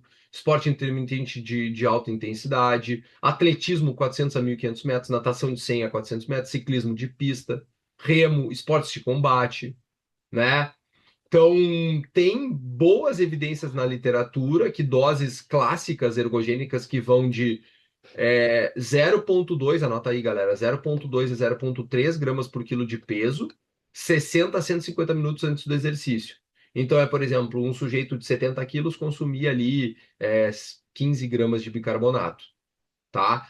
Porém, a gente tem protocolos alternativos, que é uma dose fracionada ao longo dessas 2 horas aí prévio ao exercício, vai fracionando, vai tomando, em vez de tomar tudo direto, combinar com carboidrato, né? Menores doses por vários dias. A gente pode fazer, por exemplo, até chegar a essas 15 gramas, vai fazendo durante 5 dias 3 gramas. Por quê, né, galera? Porque o bicarbonato, ele tem um efeito colateral muito. Assim, o mesmo que ele tem de efeito de desempenho, por isso que o bicarbonato, ele é. Assim, a gente fica tão brabo com o bicarbonato. Porque ele tem um efeito ergogênico muito bom. Mas, assim, ele desconforto gastrointestinal, diarreia, distensão abdominal, náusea, tem que testar. Muita gente vai responder ao bicarbonato assim, tá? Aqui eu fiz um resumo, aqui eu fiz um resumo para vocês, tá? Com relação aos suplementos que a gente tem, né? Não se esqueçam que a gente vai, como eu falei, né, a apostila vai demorar um pouquinho, mas vai valer a pena a espera. A gravação vai ficar disponível para vocês e a gente ainda tem mais conteúdo um pouquinho hoje, tá, galera? Talvez a gente se passe um pouquinho, mas tem um pouquinho mais de conteúdo. Ah, eu só vou abrir, como a gente vai agora ir para o Diet Box ali, eu vou só fechar aqui o coisa. E aí, só lembrando que eu trouxe algumas combinações possíveis, né? Então, creatina e betalanina, betalanina e bicarbonato, né? Então, WODs de CrossFit intensos, cafeína e carboidrato, endurance e esportes coletivos, certo? Enquanto eu vou abrindo o Diet Box, enquanto eu vou abrindo o Diet Box, vocês vão lançando as dúvidas de vocês aqui no chat, tá? Só quero mostrar o Dietbox aqui para vocês. Quero mostrar, não, quero mostrar cálculos, né, gente? Vamos trabalhar.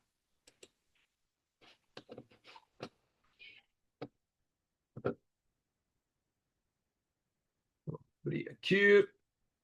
Dietbox.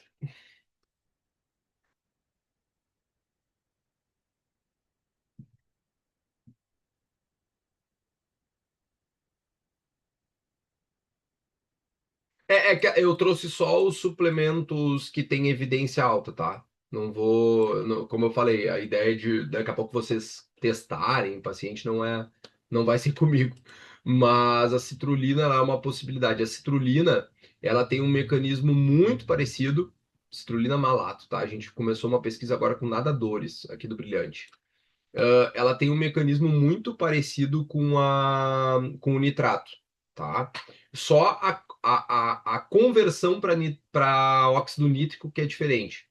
O nitrato ele vai nitrito e depois óxido nítrico, a citrulina vai arginina, tá? Mas ela aumenta a biodisponibilidade de óxido nítrico. É a mesma ideia do nitrato. Mesma ideia do nitrato. Só que a gente não sabe ainda qual tem mais potência para isso. Por isso os trabalhos vêm sendo realizados. Normalmente não, as doses de estudos são de 6 a 8 gramas, cerca de 60 minutos antes do exercício. Eu gosto muito de usar com quem faz musculação, porque ela dá um pump muito legal. A galera gosta bastante, né?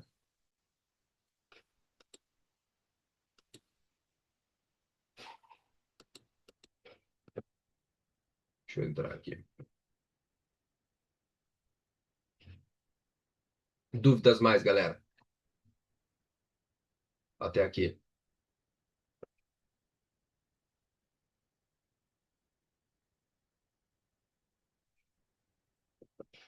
Então, deixa eu abrir aqui o Dietbox para vocês. Só já vou compartilhar sua plano.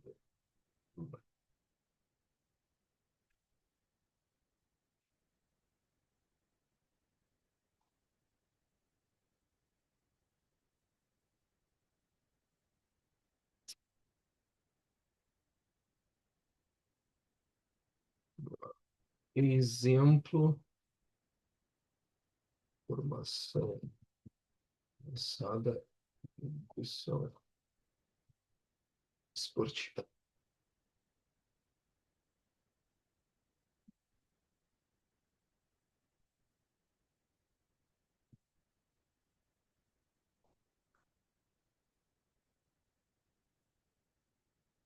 Tirar a tela de novo.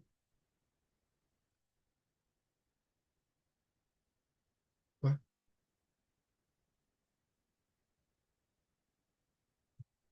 aqui. Tá aparecendo aí, né, galera? Tá, beleza. Então, vamos lá, né? O que a gente precisa saber quando a gente vai calcular uma dieta para um paciente, né? Então, pontos de extrema necessidade é a primeira coisa, estabelecer junto a ele qual o objetivo. Como eu mostrei para vocês, a organização do modelo dietético vai depender de basicamente a variável master é o objetivo. Variável master é o objetivo, mas ela pode depender também da modalidade que o sujeito pratica, né? Agora, em geral, vai depender do objetivo. Então, por exemplo, quando o sujeito está num processo de emagrecimento, onde ele se enquadra numa obesidade grau 1, a gente vai trabalhar com uma restrição calórica de aproximadamente 1.000 calorias. Um exemplo, né, gente? Isso significa, isso significa um modelo dietético que a gente calculou um gasto de 3.000 calorias para o cara, a gente vai oferecer 2.000. Um exemplo, né, galera? Para chegar, como é que funciona, né, pessoal? Para chegar no gasto energético de um sujeito, a gente tem basicamente duas formas clássicas que vocês vão usar em consultório. É fato, tá? Forma clássica número um, principalmente com sujeitos que são praticantes recreacionalmente ativos, pessoas com obesidade, pessoas que não têm a questão do atleta, do esporte tão acurado. A gente pode fazer um cálculo clássico que é trabalhar. Sério, tá, gente? Isso talvez pareça muito banal, mas tem mais validade para esse tipo de pessoa do que tu utilizar equações. E vocês já vão entender por quê, tá? Então, por exemplo, a gente tem hoje o sujeito que chegou no consultório e a gente vai trabalhar com um recordatório. Esse recordatório, então, por exemplo, o sujeito vai trazendo ali para nós, né? Ó, às 8 da manhã ele vai comer. Eu vou inventar aqui, tá, galera? Só para mostrar rapidamente. Ele vai comer duas bananas, né? Mel, sei lá, tô criando aqui. Mel, come uma colher de sopa, e aí ele come granola, tá? Junto. Bom, aí a gente está vendo que nessa refeição, então, salvamos ali, né? Estamos fazendo um recordatório, né? Aí o que que a gente está vendo aqui? O que que a gente está vendo? Olha eu aqui. O que que a gente está vendo aqui? Tá? Como é que eu faço? É que esse sujeito ele está consumindo cerca de 2.000, ah, 392 calorias, né, nessa refeição, mas vamos colocar todas as refeições aqui, só para ficar padrãozinho. Aí ele vai lá no almoço, ele come normalmente uma lasanha. Não se esqueçam, eu falei, né? Aqui é a galera que come, que não é atleta, tá? Então ele come uma lasanha, ele me mencionou que ele come 4 colheres de sopa cheia de lasanha. Ele come também, às vezes, macarrão, às vezes batata. Ele come batata cozida, às vezes, junto, né? E ele gosta de comer feijão, não come nada de vegetais.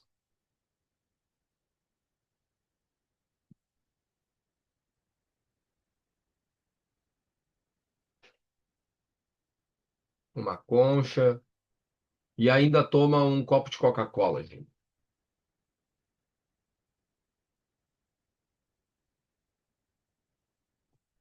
Tá, beleza. Depois, na tarde, ele me fala. Isso aí que é importante, hein? Porque eu acho muito engraçado que às vezes a gente vai fazendo recordatório, às vezes dá vontade de falar, não, mano, não sei nem por que que tá aqui, tá comendo 500 calorias por dia só, né? É que a galera, gente, aqui é um ponto que tu tem que deixar o paciente muito à vontade. A ideia não era falar de atendimento, né, galera? A ideia era falar de prescrição mesmo, mas só uma ressalva. Aqui é um momento que vocês têm que deixar o paciente de vocês muito à vontade, tá? Muito mesmo, tá? Porque senão ele vai mentir, tá? Porque é muito engraçado hoje o consumo per capita calórico do brasileiro vai a mais de 3.300 calorias. Aí tu às vezes tu fala, pô, como assim? Como é que essa pessoa ganhou peso? É porque ela tá mentindo, ela não come isso. Então, e detalhe que tu não vai numa padaria, aí a pessoa fala, não, eu vou, às vezes eu como normalmente ali um pastel, né? Um pastel ali de carne que tem numa padaria ali do lado, ali, né? Eu como 2 unidades. Aí eu vou lá, tomo um suco de laranja junto, né? Tomo um suco de laranja, um copão grande de suco de laranja, eu tomo junto, né? Aí depois, o que que eu faço? Eu janto. Mas normalmente janta eu peço um iFood. A gente vai lá, pede uma pizza. Eu chego a comer 4 pedaços de pizza, né? E minha rotina tá esse lixo aí mesmo.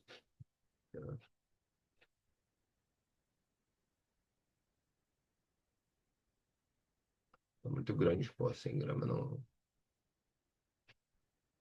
Como 3 fatias de pizza, sei lá, tô inventando aqui, né? Olha só, né? O que que a gente está vendo, né? Então, claro, não, ainda tô em dúvida, porque, pessoal, muita gente tenta fazer desse momento um momento muito objetivo e calculado. É impossível. É impossível. Tipo assim, saber exatamente o que a pessoa come todos os dias e prescrever, isso é impossível, esqueçam. Ninguém faz isso, ninguém consegue fazer isso, ninguém, em nenhum momento da sua vida irá comer as mesmas calorias todos os dias. Isso é impossível. É uma coisa que eu tento muito deixar claro, assim, pra galera que eu mentoro, principalmente na nutrição, né? Eu mentoro muito nutricionista para ideia de atendimento clínico e tal, e eu explico, cara, esquece isso. Assim, tu não vai conseguir estruturar exatamente o que uma pessoa come. Tipo, não tem como, tá? Agora, a gente chega próximo disso, né? Então, por exemplo, aqui o que que a gente viu, né? Ó, teoricamente, essa pessoa vem consumindo 2.747 calorias, né? Então, qual é uma possibilidade que a gente sai daqui? A partir desse recordatório, né? A gente pode vir e a gente pode trabalhar com a ideias. Ah, não, saiu total. A partir desse recordatório, a gente pode trabalhar com a formulação do plano. Então, por exemplo, bom, se ele vem consumindo cerca de 2.800 calorias e esse paciente se enquadra numa obesidade grau 1, eu quero trabalhar com uma restrição que vai de 500 a 1.000 calorias, pô, eu posso trabalhar até com um número mais exato, né? Posso trabalhar com 2.000 calorias, oferecer. Não, inventei um peso aqui, tá? Então, eu vou oferecer 2.000 calorias para ele. E eu posso trabalhar conforme as recomendações do exercício, do esporte que ele pratica. Então, cara, ele tá fazendo ali as corridas mais curtas, né? Eu vou trabalhar com uma gramagem de carboidrato perto do mínimo, né? Uma gramagem de lipídio perto do mínimo também. Uma gramagem de proteína perto do mínimo para performance, né? Ou eu posso trabalhar com percentuais também. Então, por exemplo, não, eu quero trabalhar com 25% de proteína, eu quero trabalhar com 45% de carboidrato. Um exemplo, né, galera? Não tem uma lógica exata do que fazer aqui, tá? Então, eu estabeleço essa posição. Não, eu quero trabalhar com 50% de carboidrato, né? Aí eu vou estabelecer essa lógica e conforme essa lógica foi estabelecida, eu tenho o próprio software me ajudando. Eu não tenho software para cálculo. Gente, sinceramente, não tem problema tu não ter. Tu pode fazer isso no Excel, tu pode, né? Tu pode tu mesmo criar a tua tabela. Só que é muito demorado fazer sem software. Tu pode, posso fazer. E aqui não é propaganda para dar Xbox, quer usar o WebDiet, quer usar qualquer outro, pode usar. Agora, todos fazem a mesma função.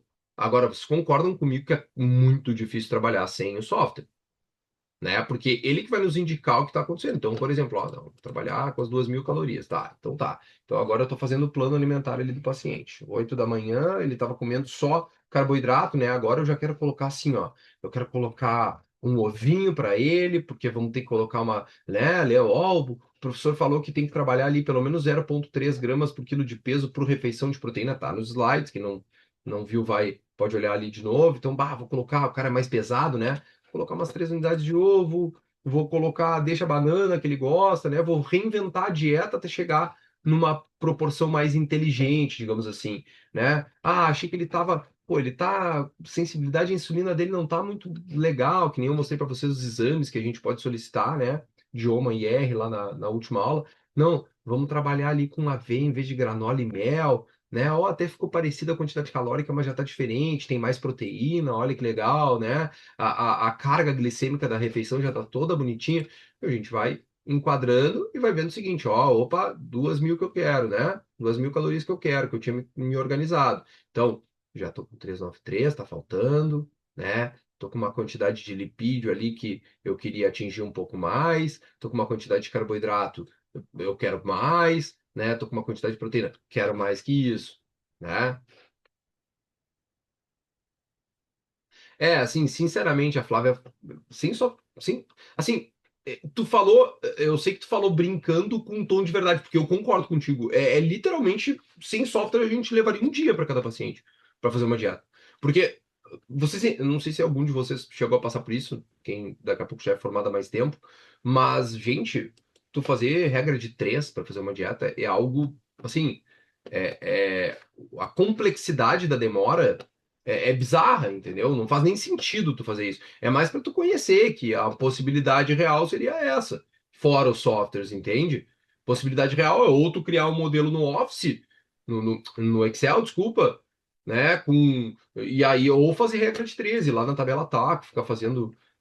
É, exatamente, né, Flávia? Literalmente um dia, tá? Beleza? Essa é uma possibilidade. A gente vai organizando, né? Quando a gente fala de atletas, daí. Aí, atletas, galera, a gente trabalha um pouco diferente, tá? Porque o atleta, normalmente, ele nunca teve grandes variações de peso ao longo da vida dele, né? E aí, o Dietbox, ele dá a possibilidade que é a possibilidade. O Web Diet e o Dietbox, os dois. Como eu sou acostumado mais com Dietbox, eu gosto mais da. Como é que se diz? É manuseabilidade? Não. Como é que se diz? Enfim, a interatividade, a forma de manuseio do Dightbox eu acho mais fácil, tá? Onde a gente vai poder trabalhar, por exemplo, com a possibilidade do atleta, que ele já enquadra a fórmula de Cunningham, né? A gente vai. Ó, então o cara tem 1,75 m, tem 80 quilos, né? Vou ter que inventar uma massa magra para ele. Então eu tenho 64 quilos de massa magra, né? Ele é um atleta que faz uma vez por dia, né? É, sei lá, 120 minutos de CrossFit. Opa. Então, em teoria, esse aqui esqueçam, tá? Esse de baixo aqui, esse aqui, ó. Esse aqui esqueçam. O resultado que a gente quer é esse aqui, ó. Gasto calórico total aproximado, 3.200 calorias. Certo? Bem simplão da gente usar mesmo. Que normalmente com o atleta a gente vai usar. Normalmente não, com o atleta a gente usa a fórmula de Cunningham, né? Então, esse atleta ele tem esse praticante de esporte, enfim, ele tem um gasto de 3.200 calorias. Eu quero trabalhar com uma recomposição corporal, né? Como é que a gente pode trabalhar? Vamos formular o plano. Bom, 3.200 calorias, eu quero fazer um déficit de 10%. 3.200 calorias menos 10%, 3.880 aproximadamente, 2.880 calorias. 80 calorias. Né? O peso eu botei 80 quilos, se não me engano.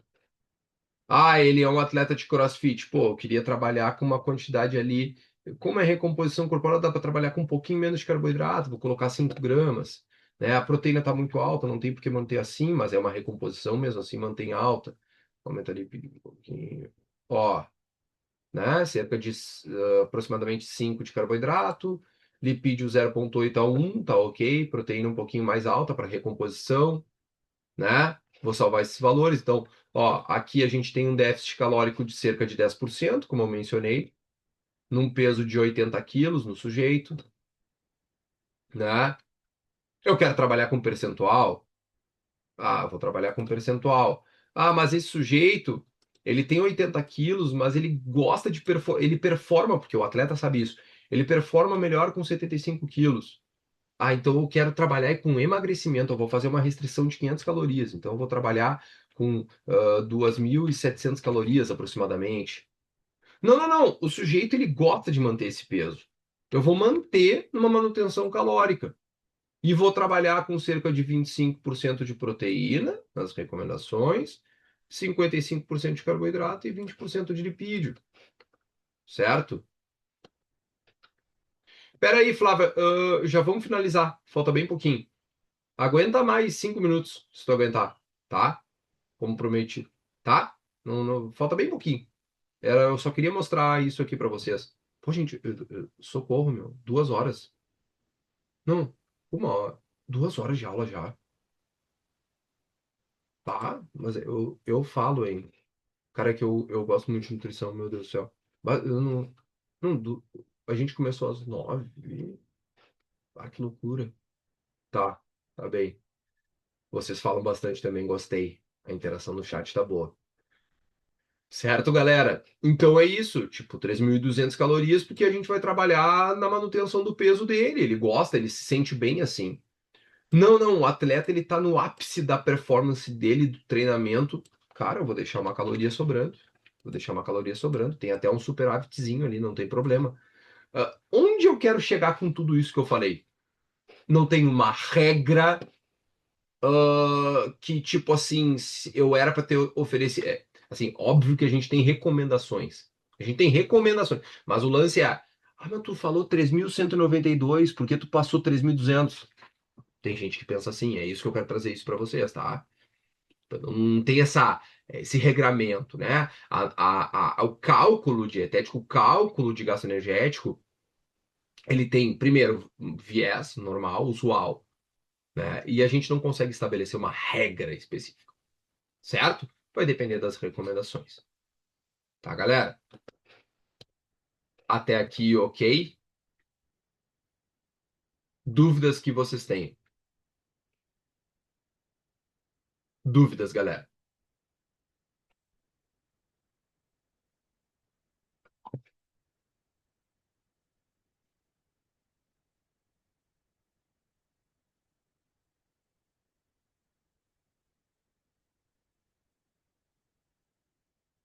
Ah, sim, o Dietbox tem um monte. Ah, mas aí tu me manda essas dúvidas, não tem ruim. Falando nisso, tá, pessoal? O último recado de hoje. Último recado. Último recado, tá? Vários, na verdade. Deixa eu só reforçar algumas coisas. Não saiam do grupo de estudos gratuito, que ali vai ter outras aulas, né? O grupo de WhatsApp que a gente fez para quem adquiriu o curso de hoje, fiquem porque eu vou mandar os certificados para vocês. Eu tenho que pegar o nome de vocês ali bonitinho. Vou mandar no e-mail, né? Vou mandar no e-mail. Vou mandar ali no grupo e no e-mail e na QIFI a gravação dessas duas aulas, né? Vai dar 4 horas de aula, então demora um pouquinho para vocês assistirem quando quiserem, tá? Beleza? Além disso, né, pessoal? Além disso, a gente.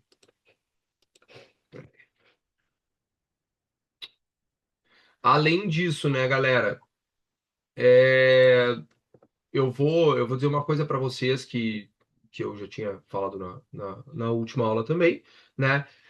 Obviamente, assim, a gente deu o primeiro passo aqui, que é clareza, né? Uma clareza que vai direcionar vocês. Eu sou um cara que eu tenho certeza que eu trouxe muita coisa nova para vocês, inclusive, tenho certeza disso. Mas muitas vezes, quando me reforçam coisas que, entre aspas, eu já sei, eu também saio muito feliz porque eu vou ter clareza para executar também, né? Porque clareza sem execução é ilusão bem organizada, digamos assim. Então, muitas vezes sozinho a gente trava em pontos que já com certeza travaram vocês até hoje, né? Não é falta de vontade, não é, eu não sou inteligente, o suficiente. Não é isso, tá, pessoal? É muitas vezes ter falta de direção. Eu fui um cara que graças a Deus, assim, eu tive muita direção quando eu comecei, muita correção quando eu comecei, muita cobrança quando eu comecei. Né, que hoje, inclusive, é o que eu faço com muitos mentorandos meus, e é inclusive o que existe na minha mentoria, que daí não é uma motivação barata, não é comunidade para massagear ego. Vocês não vão ter na minha mentoria aquela ideia. Agora eu vi um cara postando, né? Os caras fazendo tudo vídeo igual, assim, para Instagram. Não, tá, gente? É método, né? Que a gente vai executar, vai corrigir em tempo real, né? Hoje.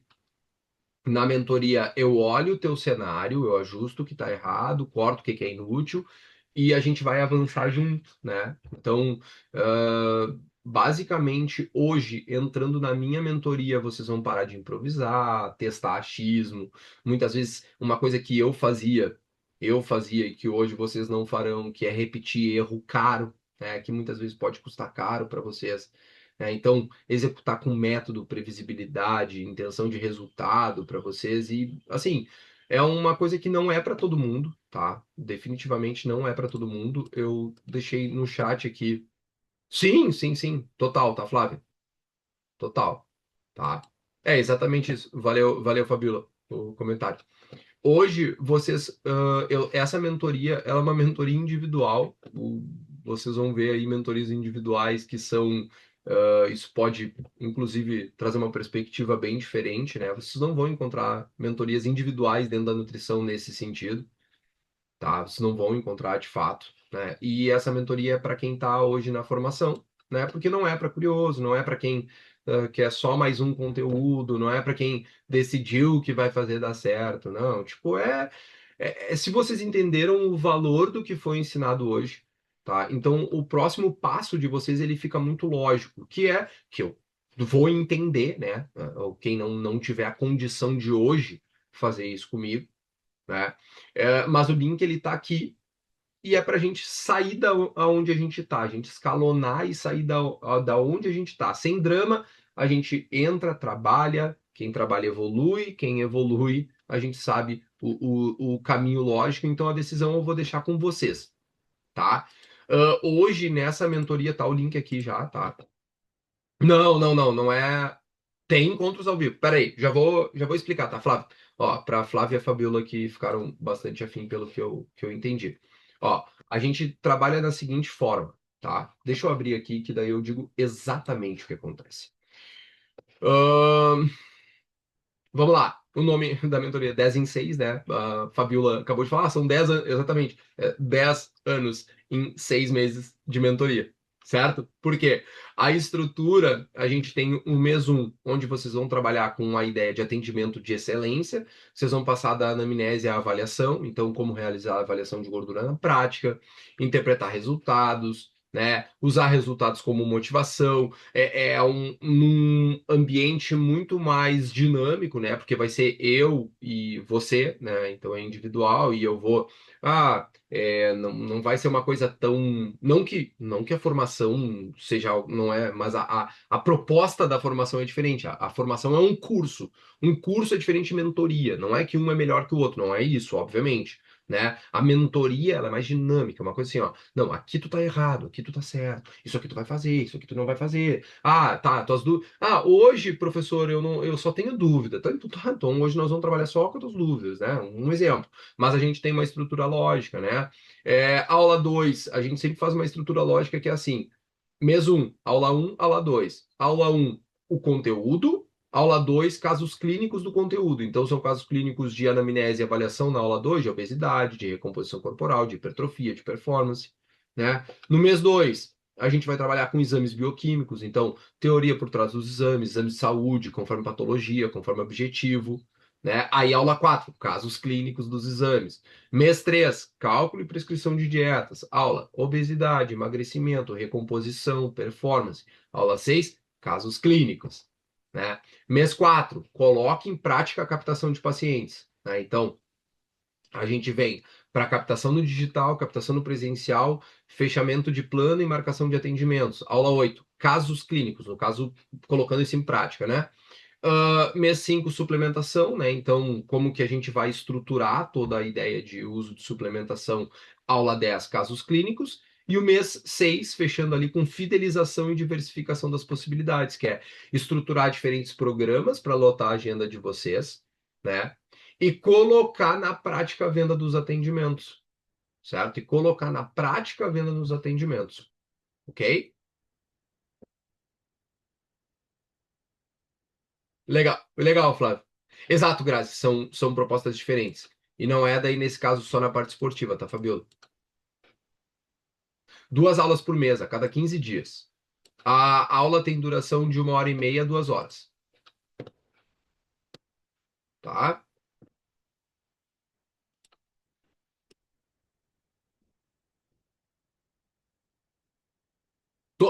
Todas individuais. De momento, eu vou manter todas individuais, porque não, essas mentoria em grupo, eu não tenho nada contra. Inclusive, a minha ideia num momento posterior é fazer em grupo para agregar mais, tá? Só que em grupo eu só, assim, ó, assim como vocês estão indo por etapas, eu também vou por etapas. Tipo, eu vejo gente que está formada há 5 meses oferecendo mentoria. Olha quanto tempo eu esperei para criar uma mentoria. Tipo, era no momento que eu disse assim, não, cara, eu tô com um know-how suficiente para dizer, eu mentoro outros nutris, né? Tipo, a Fabiola é formada em nutrição, como é que eu vou mentorar ela, né? Tipo, tendo uma condição menor do que ela, por exemplo, né? Tipo, de mentorar não faz sentido, tá? Ah, que legal. Tá, galera? Então, E aí, aí vem pra mentoria. Isso aí, Fabiola. Certo, meu povinho? Valeu, valeu. Grazi também, fica o convite pro Emerson, pra Cris, pra Grazi, pra Adriane, pra Flávia. Valeu, galerinha. Até. Merece. Tchau, pessoal. Beijão. Bom domingo a todos. De nada.